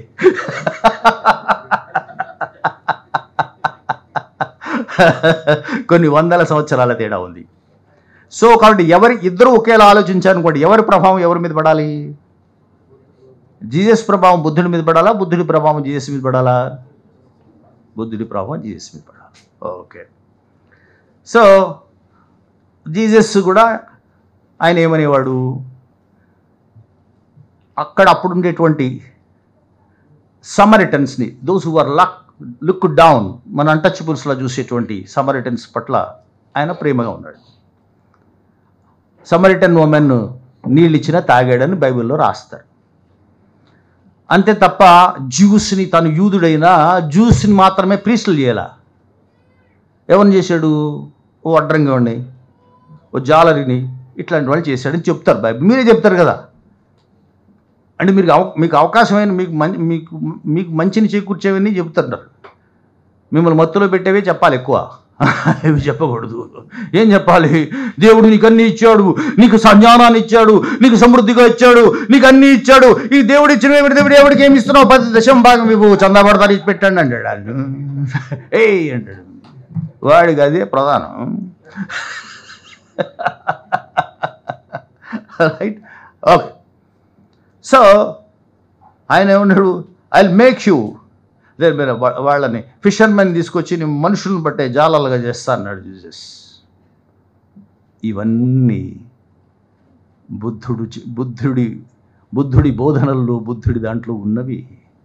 అంటే తప్పనిసరిగా బౌద్ధ భిక్షువులు ప్రపంచమంతా తిరిగి ఉంటారు కాబట్టి ప్రభావం పడి ఉంటుంది. తప్పనిసరిగా ఒక ఆయన ఇలాంటి జీసస్ క్రైస్ట్కి నిజంగానే ఒక అస్పృశ్యులు బోధకులు అయ్యారంటే బాగానే ఉంది, ఇట్స్ గుడ్. కానీ సినిమా మారిపోయింది. అప్పుడు సింగిల్ షో ఉండేది, ఇప్పుడు 3 ఆటలు వచ్చాయి స్క్రీన్ మీద. ఒకే ఒక వ్యక్తి కోటేసుకుని ఉంటాడు. మార్నింగ్ షో, ఆఫ్టర్నూన్, ఈవినింగ్ ఆయనే. ఇక్కడ ఉంటారు కదా బోధకులు, ఉండరు, ఆయనే చెప్పాలి. రైట్. సో ఒకప్పుడు ఈ ఈ ఉభయ గోదావరి జిల్లాలను కాకుండా మొత్తం తీర ప్రాంతాల్లో, కోస్తా ఆంధ్ర ప్రాంతాల్లో ఎక్కడ చూసినా గుంటూరు, ప్రకాశం, నెల్లూరు అన్ని చోట్ల పాస్టర్స్, ప్రీచర్స్ ఎవరుండేవారు? షెడ్యూల్ కాస్ట్ నుంచి వచ్చిన వాళ్ళు అస్పృశ్యులు ఉండేవారు. ఇప్పుడు చూడండి, కార్పొరేట్ బ్యాచ్ దిగింది. ఈ కార్పొరేట్ పాస్టర్లో షెడ్యూల్ కాస్ట్ కార్పొరేట్ పాస్టర్ లేదు. కానీ వాడు ఏదో మధ్యాహ్న భోజనం పథకం పెట్టాడని మనం వేసేది 100, వాడు వేసేది 1000, వాడు పెట్టేది 100 ఖర్చు. దేవుడు ఎలాగా తగ్గించకండి అని అనిపిస్తుంది మైండ్. సో ఇప్పుడు ఇది రక్షించిందా? ఇప్పుడు ఏమైపోయారు వీళ్ళు? పాత బోధకులు ఏమైపోయారు? ఆ చిన్న పక్కింటోడికే వెళ్ళి ప్రేయర్ చేయగలడు. చిన్న మన దళిత పాస్టర్ వెళ్ళి నీకు పుట్టినరోజు అంటే అయిపోయిందండి నిన్న, లేదు అయినా కూడా నీకు దీవెనలు ఇస్తాడంట, ఏదో డబ్బులు ఇస్తాడని పాపం. వీడు వాడిని ప్రే చేద్దామంటే అక్కడ కూడా పాస్టర్ ఉంటాడు. నేను పాస్టర్ అయ్యాను అన్నాడు. మీ పాస్టర్ ఎంతవరకు? అంతంతవరకే. మీకు ఎవడన్నా దశంభాగం ఇస్తాడా? ఇవ్వడు. ఏమైపోయారు మీరు? లియో టాల్స్టాయ్ అని ఒక రచయిత ఉంటాడు. ఆయన ఒకసారి కథ రాశాడు. Love is where God is, God is where love is. అది గాడ్ ఈజ్ వేర్. ప్రేమ ఎక్కడ ఉంటే అక్కడ భగవంతుడు ఉంటాడు. ఒక ఆయన చెప్పులు కుట్టుకున్న ఆయన ఉంటాడు. రష్యా కాదు, చెప్పులు కుట్టుగానే ఊళ్ళో ఆయన ఒక్కడే. మనలా ఊరు వెలపలు ఉంటాడు చెప్పులు కుట్టుగానే ఆయన. లేకపోతే టాల్స్టాయ్ ఊరు వెలపలను రాస్తాడు. ఊరు మధ్యలో ఉంటాడు ఆయన, మెయిన్ రోడ్డు మీద ఉంటాడు. అంటే రోడ్డు మీద ఉంటాడు, పెద్ద ఇల్లు ఉంటాయి, పక్కన కంసాల ఆయన ఉంటాడు. అంటే కంసాల అంటే గోల్డ్ స్మిత్ ఉంటాడు, పక్కన మరొకటి ఉంటాడు, అందరూ ఉంటారు. రష్యాది. అమెరికాలో అలా ఉంటారు, ఇండియాలోనే దరిద్రంగా ఎలా ఉంటారు, ఊళ్ళో ఉంటారు. సో ఆయన చూస్తున్నాడు. చూసేటప్పటికి ఆయన ప్రధాన వీధిలో కొత్త వాళ్ళు వస్తే ఆయన తల ఎత్తకుండా గుర్తుపెట్టేస్తాడు. ఎందుకంటే ప్రతి పాదరక్ష ఆయనే చేసిస్తాడు. కొత్తగా ఎవడన్నా వేరే చెప్పులు వేసుకొచ్చాడంటే అప్పుడు తల చూస్తాడు, కాళ్ళతో గుర్తుపడతాడు, మొహం చూడడు. లేదా చెప్పులు లేకపోయినా గుర్తుపడతాడు, ఇదేంటని ఇలా. అప్పుడే తల ఎత్తుతాడు ఆయన. ఆయనకి నానా కష్టాలు వస్తుంటాయి. పరమ విశ్వాసి, క్రిస్టియన్ భాషలో చెప్పాలంటే బిలీవర్ అనమాట. అదో భాష కదా. అంటే అందుకే మీరు ఎవరిని పడితే వాళ్ళు బిలీవ్ చేస్తున్నారు, అట్లు మార్చేస్తున్నారు. సో కాబట్టి వాడు మంచివాడా కాదా అన్నది లేదు. చేతిలో బైబిల్ కనబడితే చాలు వేసి పారేసారు అంతే. సో కాబట్టి మనకు అనవసరం అది గొడవలండి. ఎందుకండి గొడవ? అదే దేవుడు చూపించాడు మనకి, వేసేయమన్నాడు, వేసేసి ఇప్పుడు చెప్పాడు, కళ్ళకు చెప్పాడు. సో కాబట్టి అతడు నిజంగానే ప్రేయర్కి వెళ్ళి, చర్చ్కి వెళ్ళి ప్రేయర్ చేసుకుంటుంటాడు. కానీ తనకి పిల్లలు 6-7 పిల్లలు ఉంటే ఏదో రోగం వచ్చి వరుసన పిల్లలు చనిపోతూ ఉంటారు. చివరికి తన భార్యకు కూడా రోగం వస్తుంది, చనిపోతాడు. ప్రతిరోజు ఆయన దగ్గరికి ఒక పాస్టర్ వస్తాడు. సో మొదటి బిడ్డ చనిపోయిన వెంటనే దేవుడు నిన్ను పరీక్షించుచున్నాడు, ఈజ్ టెస్టింగ్ యూ. ఆయనకి ఇష్టమైన వ్యక్తి కాబట్టి ఆయన పట్టుకుపోయాడు. సరే నాకు కూడా ఇష్టమే కదా నా కొడుకు, దేవుడికి ఇష్టమైతే పట్టుకుపోవడం ఏంటి అలాగా. మళ్ళీ 2, దేవుడు నిన్ను పరీక్షించుచున్నాడు. ఓ నాయను, ఇలా తెగ పరీక్ష చేశాడు. రోజుకో పరీక్ష పెట్టేస్తున్నాడు ఆయన దేవుడు. దాంతో అందరూ వెళ్ళిపోయారు. చివరి పెద్ద పరీక్ష పెట్టేశాడు, భార్య కూడా వెళ్ళిపోయింది, సింగిల్ అయిపోయాడు. ఓ దుఃఖిస్తూ నువ్వు కన్నీళ్లతో ప్రార్థన చెయ్యి, విశ్వాసంతో ప్రార్థన చెయ్యి, హృదయపూర్వకంగా ప్రార్థన చేయని తినేస్తున్నాడు ఆయన. అంతే టైపులో చేస్తున్నాడు.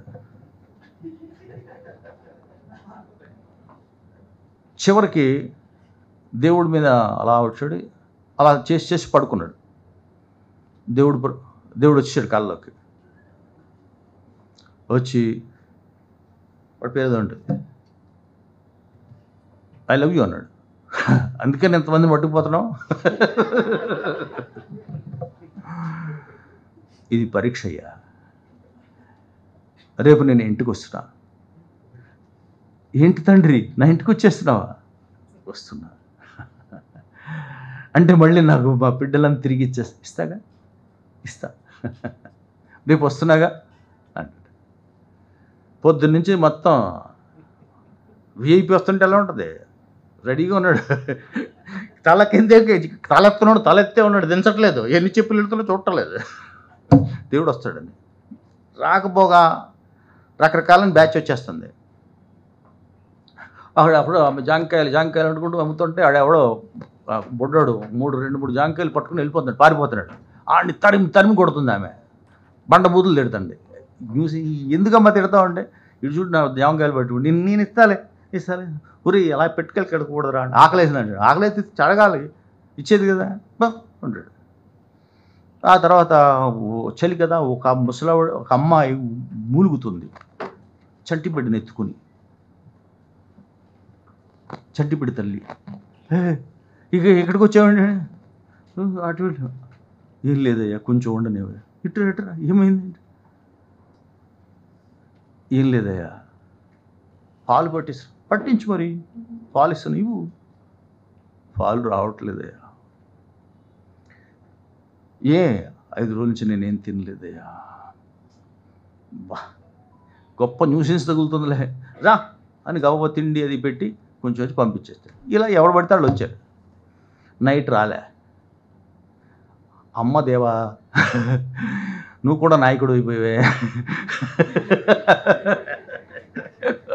ఇలా ప్రామిసులు ఇచ్చి అర్ధాంతరంకి వెళ్ళిపోతున్నావే అని మళ్ళీ ఈసారి నీకు నన్ను కూడా తీసుకెళ్ళిపో, ఎందుకు ఇంతమందిని గట్టిగా ప్రేయర్ చేస్తున్నాడు. పెట్టి పడుకున్నాడు.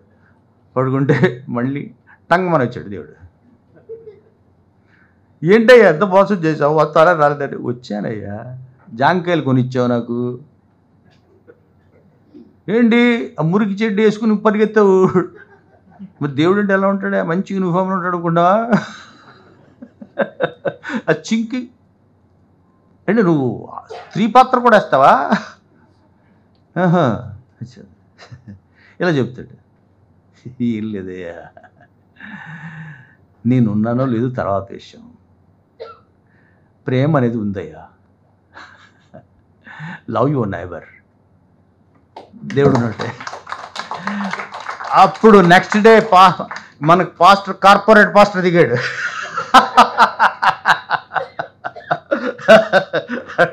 సైమన్ అన్నాడు. ఇప్పుడు సైమన్ అనమాట. సైమన్ సో బ్రదర్ సైమన్ వచ్చాడు. సో దేవుడు నిన్ను స్టాప్, ఈరోజు ఇన్నేళ్ళు నువ్వు చెప్తే నేను విన్నాను, ఇప్పుడు నేను చెప్తాను, నువ్వు విను. అరే యు ఆర్ అన్ ఇల్లిటరేట్, నువ్వు నిరక్షరాస్యుడు, నాకేం చెప్తావు? నువ్వు బైబిల్ కూడా సరిగ్గా చదవాలి కదా. చెప్తా. అప్పుడు ఇంగ్లీష్లో బాగా రాస్తాడు, I may not be a man of letters. Man of letters అంటే బాగా చదువుకున్న వాడిని కాను. లెటర్స్ అంటే అక్షరాలు కదా, అక్షరాలకు సంబంధించిన మనిషిని కాను. But I'm a man of leathers, చర్మం వలిచిన వాడిని. నువ్వు ఆత్మలను బాగు చేస్తానంటావు, సోల్స్ని బాగు చేస్తానంటావు కదా అని చెప్పు తీసాడు. దీన్ని కూడా సోల్ అంటారు. I will repair it. Check అయ్యానండి. ఇప్పుడు ఏం చేశారు? కాబట్టి ఈ కార్పొరేట్ పాస్టర్స్కి అలా చెప్పగలిగే స్థితి ఉందా? ఎవరన్నా చెప్తున్నారు ఇలాగా? ఇప్పుడు పూర్వం ఏం చేసేవారు? హిందూ మతం ఏం చేసింది? వీళ్ళని శ్మశాన వాటికల దగ్గర కదా, కాటి కాపర్లు కదా, అటు బతికుండగా తీర్చుకోలేని కక్ష చచ్చిపోయాక తీర్చుకునేవాడు. భూస్వామి చచ్చిపోయాడు అనుకోండి, అటు తల మీద ఒక్కటి ఇవ్వాలని ఉండేది. అప్పుడు బ్రాహ్మణ కొట్టమంటాడు, శిరస్సు కొట్టరా కపాల మోక్షం వస్తుంది అని కొడతాడు మాట. అంతకు మించాడికి అంతకు మించి ప్రతీకాలు. ఇప్పుడు వీళ్ళు కార్పొరేట్ పాస్టర్లు ఏం చేస్తున్నారు? చిన్న చిన్న పాస్టర్ని అపాయింట్ చేసుకుంటున్నారు. దళిత్ పాస్టర్ రిజర్వేషన్స్ ఇస్తున్నారు వాళ్ళు. ఇచ్చి ఏం చేస్తున్నారు, ఫేర్వెల్ పార్టీలు పంపిస్తున్నారు. ఒక విశ్వాసి చనిపోయాడు, పేదవాడు, నేను పెట్టుకొనిస్తాను, నువ్వు వెళ్ళి పాతేసి ప్రార్థన చేసి వచ్చి. ఆ మతం నిన్ను కాటికాపరం చేసింది, ఈ మతము నిన్ను కాటికాపరం చేసింది. ఎందుకయ్యా? సో అంబేద్కర్ అంటే నేను పలానా మతాన్ని వదిలేయమని చెప్పడల్లా, వేరే మతంలోకి ఆయన ఎవరిని ఫోర్స్ చేయలేదు. It's your choice. I have chosen Buddhism. మీరు if you want to be a Sikh, be a Sikh. If you want to be a Muslim, you can be a Muslim. If you want to be Christian, you can be a Christian. But I have chosen Buddhism. Buddhism అనేది తత్వం. ఇది ఇక్కడ లేదు, టిబెట్లో ఉంది, ఊరు వెలుపల బౌద్ధులు ఉన్నాను అనుకోకండి. ప్రపంచాన్ని మార్చేసి తిరిగి తిరిగి రౌండ్లు కొట్టొచ్చింది ఇదే. తత్వం అనగానే, ఫిలాసఫీ అనగానే సోక్రటిస్, ప్లేటో దేన్ని తీసుకున్నారు? బౌద్ధాన్ని తీసుకున్నారు. అక్కడి నుంచి ఏ తత్వవేత్త అయినా సరే, చివరికి మన జిడ్డు కృష్ణమూర్తి అయినా సరే, జేకే, బెర్ట్రాండ్ రస్సెల్, అందరూ ఈ తత్వాన్ని తీసుకున్న వాళ్ళే. ప్రపంచాన్ని మేలుకొలిపిన తత్వం ఇది. ఇది మతం కాదు, ఇది తత్వం. సో ఇవాళ కానీ దేశంలో ఏం జరుగుతోంది? మతం ఒక దశ దాటిన తర్వాత మతం వ్యక్తిగతం అవ్వాలా, పర్సనల్ చాయిస్ అవ్వాలా. నాకు ఇష్టదేవాన్ని నేను కొలుచుకునే శక్తి నాకు ఇష్టం ఉండాలా. ఒకవేళ నేను ఆత్మ అవన్నీ ఉన్నాయని నేను నమ్మితే, విశ్వసిస్తే ఉండాలా. మతాన్ని శంకించే లక్షణం వాడికి కూడా స్వేచ్ఛ ఉండాలా. అమెరికాలో దాదాపుగా 30 to 40% అగ్నోస్టిక్ ఉంటారు. అంటే కాసేపు ఉందనిపిట్టాసు, కాసేపు లేరనిపిస్తుంటారు. డౌట్ ఉంటుంది అప్పుడప్పుడు, అందరికి కలుగుతుంటుంది. అది కలడు నువ్వు వాడు కలడు లేడు అని మనం కూడా అనుకుంటుంటున్నాం. అంటే మనకు ఫేవర్ చేస్తున్నట్టు, లేకపోతే అసలు దేవుడే లేడురా అంటాం. మనకు నష్టం జరిగితే మనం మూడ్స్ని బట్టి దేవుడిని డిసైడ్ చేస్తుంటాం. కానీ అంబేద్కర్ ఇంత సైంటిఫిక్గా ఆలోచించి బౌద్ధాన్ని ఎందుకు తీసుకున్నాడు? బౌద్ధం మతం కాదు ఆయన దృష్టిలో, తత్వానికి మించింది. It is a social gospel. మీరు సువార్త అంటారు కదా, ఇది సంఘానికి సంబంధించినటువంటి గోస్పెల్, సంఘానికి సంబంధించిన సువార్త, సంఘాన్ని సమానంగా ఉంచగలిగేటువంటి సువార్త. సో ప్రజాస్వామ్యపు పునాదులన్నీ కూడా బౌద్ధం మీదే ప్రపంచంలో నిర్మితమయ్యాయి. సో బుద్ధం అంటే ఇక్కడ లేకపోవచ్చు, విశ్వమంతా ఉంది. So you have to take that philosophy. కానీ ఇవాళ మనకి పలానా మతం తీసుకుంటేనే దేశం దాటిపోయినట్టుగా భావిస్తున్నారు, దేశం వెలుపలుగా భావిస్తున్నారు మతాన్ని ధిక్కరిస్తే. అంచేతనే ఏ మతమైనా సరే విశ్వాసం వరకు బాగుంటుంది, ఉన్మాదంగా మారకూడదు. ఉన్మాదం వస్తే ఉగ్రవాదం వస్తుంటుంది. ప్రతి ఉన్మాది ఉగ్రవాదిగా మారతాడు. ఉగ్రవాదని ఒక మతస్థుల్ని బ్రాండ్ చేయడం కాదు. సిక్కులకి అభద్రతలోంచి వాళ్ళు సిక్కు మతం విశ్వాసం ఉన్నంత వరకు బాగానే ఉంది, అది ఏమైంది? ఉన్మాదంగా ఉగ్రవాదంగా మారింది, ఖలిస్తానువాదమైంది, దేశ ప్రధానినే బలిగి ఉన్నది. అది ఏ మతానికైనా వర్తిస్తుంది. గాంధీని బలిగి ఉన్నది కూడా ఉగ్రవాదమే. అంతెందుకు, పన్సారిని, కల్బుర్గిని, గౌరీ లంకేష్ని బలిగొన్నది ఏమిటి? ఉగ్రవాదం. అలా అని హిందువులు అందరినీ మనం శంకించుకుంటే మనల్ని మనం శంకించుకున్నట్టు లెక్క. ఉన్మాదాన్ని నరకాల. కాబట్టి నేను మిమ్మల్ని దాన్ని తుడి చేస్తాం, దీన్ని తుడి చేస్తామని కాదు. ఒక్కొక్కడికి తరైన పనిష్మెంట్ ఇస్తాం, తరైన శిక్ష ఇస్తాం. కానీ ఉగ్రవాదానికి ఇవ్వగలగావు నువ్వు? ఉగ్రవాదాన్ని ఉరిదీయగలవా? ఉగ్రవాదాన్ని ఉరిదీయాలా, ఉగ్రవాదిని కాదు. కానీ ఆ ఉగ్రవాదానికి నువ్వే దోహదపడుతుంటే, రెచ్చగొడుతుంటే, మనుషుల్ని మతాలుగా చేసి విడదీస్తుంటే, మన ఉగ్రవాది మతాలుగా చేసి విడదీస్తుంటే మనకు కోపం వచ్చింది. కానీ నువ్వు కామన్ సివిల్ కోడ్ పెట్టినప్పుడు కానీ, లేదా మనకి ఉమ్మడి పౌరసత్వ చట్టం తెచ్చినప్పుడు కానీ కదా, ఈ దేశంలోకి ఏ మతస్థులు వచ్చినా పర్వాలేదు, కానీ పలానా మతస్థులు వస్తే వాడికి సభ్యత్వం ఇవ్వకూడదు. నువ్వు పౌరసత్వాన్ని మతాన్ని బట్టి ఇవ్వడానికి చట్టాలు చేస్తున్నావు. ఒక మత విశ్వాసం లోపలికి వెళ్ళిపోతున్నావు. వాళ్ళు దానం చేసుకుని అక్కడ ఉండే స్కూళ్ళు నడపడానికి, అనాథాశ్రమాలు నడపడానికి ఉపయోగించేటువంటి వక్ఫ్ బోర్డులకు వెళ్ళిపోయావు. సో వక్ఫ్ బోర్డుకి ఎవరైనా దానం చేయొచ్చు, ముస్లిమేతరుడు కూడా దానం చేయొచ్చు. ఎందుకోసం అంటే వాళ్ళు పేదల కోసం ఖర్చు పెడతారు కాబట్టి. కానీ నీ చట్టంలో ఏం చేసావు? నువ్వు నాన్ ముస్లిం వక్ఫ్కి దానం చేయడానికి లేకుండా చేసావు. రైట్?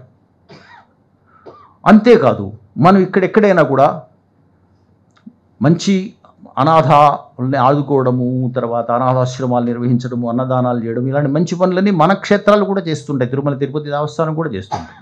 అయినా అక్కడ అన్య మతస్థులు వస్తుంటే అభ్యంతరం పెడుతున్నామా లేదా? మరి ఇక్కడికి ఆ బోర్డులోకి ఇద్దరు నాన్ ముస్లిమ్స్ మెంబర్స్ని ఎలా చేస్తున్నారు అంటే ఏమిటి? మీకు వచ్చే లాభం ఏమిటి? లాభం ఏమీ లేదు. ఇలా చేస్తుంటే ఎవరికి కోపం వస్తుంది? అని కొడుతుంటే కోపం వస్తుంది అంటాం. ఇండియా పాకిస్తాన్ క్రికెట్ ఆటను చూసినట్టు ఉంటుంది. దాన్ని బట్టి దేశభక్తి ఉందో లేదో నిర్ణయిస్తారు కదా. ఒక దేశం నిర్మించి మీకు ప్రత్యేక 2 స్టేట్స్ థియరీ వచ్చినప్పుడు, ఇదిగో మీకు పాకిస్తాన్ ముస్లిమ్స్కి దేశం ఉందని అన్నప్పుడు కూడా ఆ దేశంలో అనేక ప్రాంతాల నుంచి, అనేక ప్రాంతాల్లో ఉండే ముస్లిమ్స్, ఇది మా దేశం, ఇక్కడ మేము ఉంటాం, we belong to this country అని ఉండిపోయిన వాళ్ళని, మామూలు మనుషుల్ని ఏమనాలనిపిస్తుంది కదా. బిస్మిల్లా ఖాన్, ఈ గంగా నదీ తీరాన్ని నేను షహరాయి వాయించుకుంటూ ఉంటానని ఉండిపోయిన బిస్మిల్లా ఖాన్ ఎవరు కదా. మళ్ళీ నీ రాజ్యాంగాన్ని నువ్వు నడిపించాల్సిన రాజ్యాంగాన్ని, నువ్వు అమలు చేయాల్సినటువంటి రాజ్యాంగాన్ని మేము మీకు గుర్తు చేయాలా? కాబట్టి దేశ పాలకులారా, రాష్ట్ర పాలకులారా ఆలోచించండి. ఈ దేశానికి రాజ్యాంగం ఇచ్చినటువంటి అంబేద్కర్ ఆలోచనల్ని స్వీకరించండి. మనుషుల్ని ఉగ్రవాదులు మాత్రమే మతాన్నిలా వేలు చేస్తారు, ప్రజాస్వామికవాదులు చేయరు. నువ్వు హిందువాన్ని కాల్చి చంపింది ఉగ్రవాది, హిందువులు మాత్రమే వెతికిపెట్టి చంపింది ఉగ్రవాది, ప్రజాస్వామికవాది చేయడు. కాబట్టి ఉగ్రవాది చేసిన పనులు ప్రజాస్వామికవాదులు చేసి నేను ఉగ్రవాదులను సంహరిస్తామని అనకూడదు. రైట్? సో కాబట్టి we love democracy. అంబేద్కర్ ఎన్ని రకాలైన కవ్వింపులు. ఆయనకి ఇస్లాం మతం నుంచి ఆహ్వానం వచ్చింది, క్రిస్టియన్ మిషనరీస్ నుంచి ఆహ్వానం వచ్చింది, సిక్కుల నుంచి ఆహ్వానం వచ్చింది. ఆహ్వానించిన వాళ్ళు ఎవరన్నా ఉంటే బౌద్ధులే. పిలిచిన చోటకు పోకుండా పిలవని పెళ్ళికి పేరెంట్ వెళ్ళినట్టు వెళ్ళిపోయాడు. Because we belong to that thing. So ఎప్పుడైనా అస్పృశ్యుల్ని లొంగి శిరస్సు వంచుకుని ఉంటే అంబేద్కర్ అంటుంటాడు చాలాసార్లు, ఎందుకు అలా ఉంటారు? You belong to warrior clan, యోధుల సంతతికి చెందినవారు. నిజమై ఒక గ్రామంనే రక్షించగలిగిన వాళ్ళు దేశాన్ని రక్షించలేరురా. You are the protectors of this nation అని భావించాల. కాబట్టి they are the true patriots. Dalits, Bahujans, minorities, everyone. సిక్కులు మైనారిటీలు కాదా? నువ్వు స్వతంత్ర సమర యోధుల గురించి మాట్లాడేటప్పుడు తలుచుకునే పేరేమిటి? Bhagat Singh, minority. Right. Udham Singh, minority. దండలు వేస్తారు వెళ్ళి కదా. విడదీయకండి, విడదీసి చంపేవాడు ని ఉగ్రవాది అంటారు. డివైడ్ చేసి చంపేవాడిని ఉగ్రవాది అంటారు. ఆ ముద్ర ప్రజాస్వామికవాదులు తెచ్చుకోకూడదు. అది ఎక్కడి వివాదమైనా సరే ప్రజాస్వామికవాదిలా వ్యవహరించాలి. ఈ రాజ్యాంగం మీద ప్రమాణం చేసిన వాళ్ళు వ్యవహరించాలి అనే నేను అంటే అర్థం ఏంటి? నేను I'm the servant of these people. ఈ దేశ ప్రజలకి నేను సేవకుణ్ణి.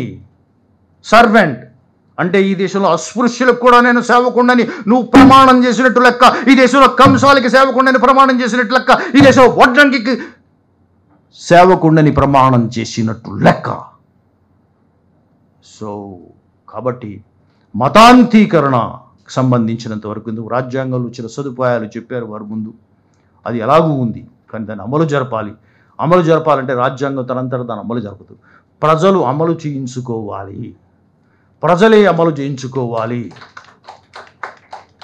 భగవంతుడు అనేవాడికే షరతులు పెట్టాడు, మతం అనే దానికే షరతులు పెట్టినటువంటి వాడు అంబేద్కర్. మీ గుమ్మం ముందు వచ్చి ఓటు అడుక్కునేవాడికి నువ్వు షరతులు పెట్టలేవా? ఈ బిచ్చగాడికి షరతులు పెట్టలేవా? 5 ఏళ్లకు వేషం మార్చేటువంటి ఈ పగటి వేషగాడికి నువ్వు షరతులు పెట్టలేవా?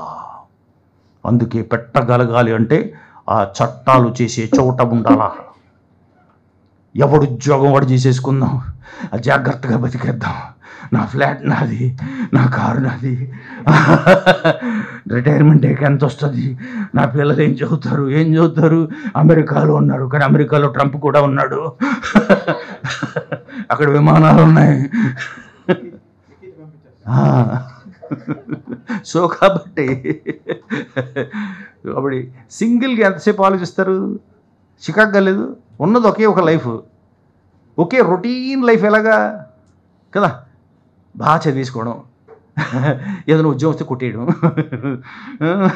వచ్చేస్తే ఉద్యోగాలు ఉన్నాయా? పూర్వం లాటరీలు పలానా Mahalakshmi bumper lottery, Bhagyalakshmi bumper లాటరీని ప్రైవేట్ కంపెనీ వాళ్ళు నడిపేవారు. ఇప్పుడు గవర్నమెంట్లు నడుపుతున్నాయి లాటరీలు. గ్రూప్ 1 ఇన్ని పోస్టులు, గ్రూప్ 2 ఇన్ని పోస్టులు, భాగ్యలక్ష్మి బంపర్ లాటరీ ఉంటాయి. 100 మంది 100 సీట్లు ఉంటాయి, లక్షలో రాస్తారు. వీటికన్నా భాగ్యలక్ష్మి లాటరీ బెటర్ కదా. ఈ అబద్ధాలు నమ్మేస్తున్నారు, కళ్ళ ముందు ఆడుతున్నారు. సో ఫస్ట్ అసలు కుల నిర్మూలన జరగాలి దేశంలో. Caste has to be annihilated. అంతవరకు దేశానికి ముక్తి లేదు. దానికోసం అకుంఠిత పోరాటం చేసినటువంటి మహనీయులు ఎంతమంది ఉన్నారు. అంబేద్కర్కు ముందు చేశాడు, బుద్ధుడు కూడా కులాన్ని లేపవతల పారేశాడు. సో మళ్ళీ తీసుకురావాలంటే కుల నిర్మూలనకు అనుకూలమైన చట్టాలు జరగాలి. కులం ఎప్పుడు పోద్ది?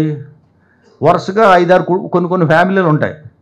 ఫస్ట్ ఇంటర్ కాస్ట్ మ్యారేజ్ చేసుకుంటాడు, తర్వాత ఇంటర్ రిలీజియస్ మ్యారేజ్ చేసుకుంటాడు ఆడు కొడుకులు, ఆ తర్వాత ఇంకొకటి ఇంటర్ కాస్ట్ మ్యారేజ్ చేసుకుంటాడు, తర్వాత ఇంకొక ఇంటర్ కాస్ట్ మ్యారేజ్ చేసుకుంటాడు. ఇప్పుడు ఆయన పిల్లల్ని పిలిచి మీరు ఎవరు అన్నాడు కనుక అనుకోండి, ఎలా ఉంటుంది? అద్భుతమైన కుటుంబం రా మాది అని చెప్పాలి వాడు. This is the real family రా, మీరెవరంటే this is the real family. అలా దేశమంతా మారిన రోజున కులం పోతుంది అనుకోవచ్చు. కానీ ఒక కులం వాడు ఇంకో కులం వాడిని చేస్తే పరువు హత్య. ఒక మతం వాడు ఇంకో అమ్మాయిని చేస్తే వాళ్ళు చేయక్కర్లేదు, నువ్వే కేసు పెట్టేస్తావా లవ్ జిహాద్ అని. అంటే కులం ఎలా కాపాడాలంటే అలా కాపాడుతున్నారు. అంటే కాపాడుతున్నారంటే అర్థం ఏంటి? కొమ్మరిలాగా అలాగే ఉండిపోవాలి, కుల వృత్తుల్లో గుణారిల్లిపోవాలి, అంతేకాని బయటపడకూడదు. సో రాసి చాలా కాలమైంది అయినా ఈ గ్రంథం రాసి ఇప్పుడు తెలుసుకున్నాం ఊరు వెలుపులకు ఎందుకు వచ్చాం. మనం తెలుసుకున్నాం. ఒక్కసారి ఇమాజిన్ చేయండి, 25 కోట్లు కదా, ఒక 5 కోట్లు వదిలేద్దాం, 20 కోట్ల మంది తెలుసుకున్నాను అనుకోండి, ఏమైపోతారు లీడర్లంతా, ఏమైపోతాయి పార్టీలంతా. అందుకే చెబుతాం, దేశమంతా చాటింపు వేసి చెబుతాం, బౌద్ధ భిక్షువుల్లా చేతికి చెబుతాం, కులం ప్రమాదకరం, కులం నీకు ప్రమాదకరమే, అగ్రవర్ణాలకి ప్రమాదకరమే. నువ్వు జాగ్రత్తగా ఆలోచించుకో. అందులోని పెళ్లి చేసుకో, మేనరికం మీద చేసేసుకుంటావు. ఒకసారి చూసుకో. డాక్టర్ గారు చెప్తారు, మీ నాన్నకు షుగర్ ఉందా అని. మీ తాతకు షుగర్, హోమియో వైద్యుడు మీ తాతకు కూడా ఉందా అని అడుగుతాడు. వచ్చేస్తున్నాయి అలాగా. సఫర్ అయిపోతున్నారు కానీ కులం వదలట్లేదు. ఇంటర్ క్యాస్ట్ మ్యారేజ్ చేసుకుంటే కొంచెం దూరం ఉంటుందిరా. ఇలాంటి గొడవలు ఉండవు, ఆరోగ్యంగా ఉంటుంది కదా. ఎవడు చెప్పడే జాతకమా, అదేంటిది? జాతకం ఎలా నిర్ణయిస్తావు? పుట్టిన వేళా విశేషం, పుట్టిన వేళని నువ్వు నిర్ణయించండి. దేవుడు నిర్ణయించట్లేదు, డాక్టర్ గారు నిర్ణయిస్తున్నాడు. సిజేరియన్ చేస్తారు ఆయన లేదా ఆవిడ హఠాత్తుగా ఏదో ఊరు వెళ్ళాలి. అమ్మ రేపు ఎందుకు వేళ చేస్తానంటది. నక్షత్రం మారిందా లేదా? అంచేత ఎలాగా మీరు మారుతున్నారు కాబట్టి మేమే అనుకున్న నక్షత్ర జాతకం ప్రకారంగా మేము మంచి ముహూర్తంలో పెడతాం, ఆ ముహూర్తంలో కట్ చేయండి అంటాడు. నువ్వు పుట్టించుకోవడమే ఒక నక్షత్రంలో పుట్టించేసుకుని దాని ప్రకారంగా జాతకం చూస్తావు తర్వాత అమ్మాయికి. ఇది కత్తెర జాతకరా బాబుది. సో లివ్ హ్యాపీలీ అంటే అర్థం ఏంటి? కుల నిర్మూలన జరగాలంటే అది జరగదు. మీలోంచి నాయకులు కావాలి. Get into politics. అందుకే politics is the master key అంటే ఆయన మాస్టర్ కీ అన్నారు కదా. ఎలా అన్నా అది మన దగ్గర డబ్బులు కదా. సో ఎలా ఓపెన్ చేసేయాలి? చేసాక ఏం చేస్తారు? అప్పుడప్పుడు అడుగుతుంటారు మనకు, బహుజన రాజ్యం వచ్చాక ఏం చేస్తావు? ఎస్సీలు, బీసీలు, మైనారిటీలు అందరూ వచ్చాక ఏం చేస్తావు? ఏం చేస్తావు అంటే మనోడు చీఫ్ సెక్రటరీ ఇస్తాం. ఓహో, ఇంకా ఆ డీజీపీ మనం ఎస్సీకి డీజీపీ ఇస్తాం కాదు, ఎస్టీకి డీజీపీ ఇస్తాం, ఎస్సీకి చీఫ్ సెక్రటరీ ఇస్తాం, ఓబీసీకి ఇలా మంచి పోస్టులన్నీ మనోళ్ళకి వచ్చాం. అంతేనా? బుర్ర అంతేనా? ఇంతే బుర్ర. దాంతో మారిపోద్దిట్రా? రాజ్యం వచ్చేస్తే మారిపోద్దా? నో. నీ ప్రోగ్రాంలో లవ్ జిహాద్కి కౌంటర్ చట్టాలు ఉండాలా, పరువు హత్యలు జరగకుండా చట్టాలు ఉండాలా. ఎవరైతే ఎగిరెగిరి కులాంతర వివాహం చేసుకుంటాడో వాడికి బ్రహ్మరథం పట్టాలా. కులాంతర వివాహం చేసుకున్నాడు నువ్వు ఇవ్వు, గ్యారంటీ ఇవ్వు, ఇంత లోన్ ఇస్తాను, ఇంత శాంక్షన్ చేస్తాను, నువ్వు మేమిస్తాం, మా ప్రభుత్వాలు వస్తే మేమిస్తాం, ₹4 లేకుండా కులాన్ని తూగు చేస్తాం, అనుమానం లేదు. సింపుల్. మీరు కాసేపు బానిస అనుకోవడం మానేయండి. అంతే. అనవసరంగా మనం చూస్తూ 60 ఏళ్ళకి రిటైర్ అయిపోయి వెనక్కి తిరిగి చూసుకుంటే ఏముంటామంటే ఏముంటుంది? సెలవులు కూడా సరిగ్గా పెట్టుకోలేదండి. సిన్సియర్గా పనిచేస్తే మనకి ప్రమోషన్ కూడా ఇవ్వలేదు, అంతే కదా. అది ఏముంటుంది? అది ఒక బతుకేనా? మనది ఒక బతుకీనా, సందులలో పందుల వలె మనది ఒక బతుకీనా అంటాడు శ్రీశ్రీ. కాబట్టి live like warriors, change this world, change this country by becoming leaders. Leader అంటే ఎక్కడో ఎమ్మెల్యే దగ్గర వరకు మొదలెట్టండి, ఎక్కడొక్కడ ఎంపీటీసీ దగ్గర మొదలెట్టండి, జెడ్పీటీసీ దగ్గర మొదలెట్టండి. అంటే వేరే అంటే మనకి టికెట్ ఇస్తారా అంటే టికెట్ ఇస్తే అర్థం ఏంటి? అప్పుడప్పుడు బానిసలకి కాల్చలు వేస్తారు స్టాంప్, అదేనమాట టికెట్ వాళ్ళు ఇచ్చేది. మన టికెట్ మన వేదిక మీద మన పార్టీల మీద తెచ్చుకోగలగాలి. అలాంటి రాజకీయ ఆవిర్భావం కోసమే ఈ కఠోరమైన తపస్సు, అంబేద్కర్ చేసిన తపస్సు, మాన్యుడు కాన్షీరామ్ చేసిన తపస్సు. కానీ ఆ తపస్సును భగ్నమైంది, ఆ తపస్సుని దూరం చేశారు. కాబట్టి మళ్ళీ ఆ తపోదీక్ష పనుని ఈ దేశానికి విముక్తం కలగజేసేటువంటి బాధ్యత ఈ దేశంలో ఉండే బహుజనులకు, షెడ్యూల్ కులాలకి, షెడ్యూల్ తెగలకి, ఓబీసీలకి, మైనారిటీలకు ఉంది. జై భీమ్.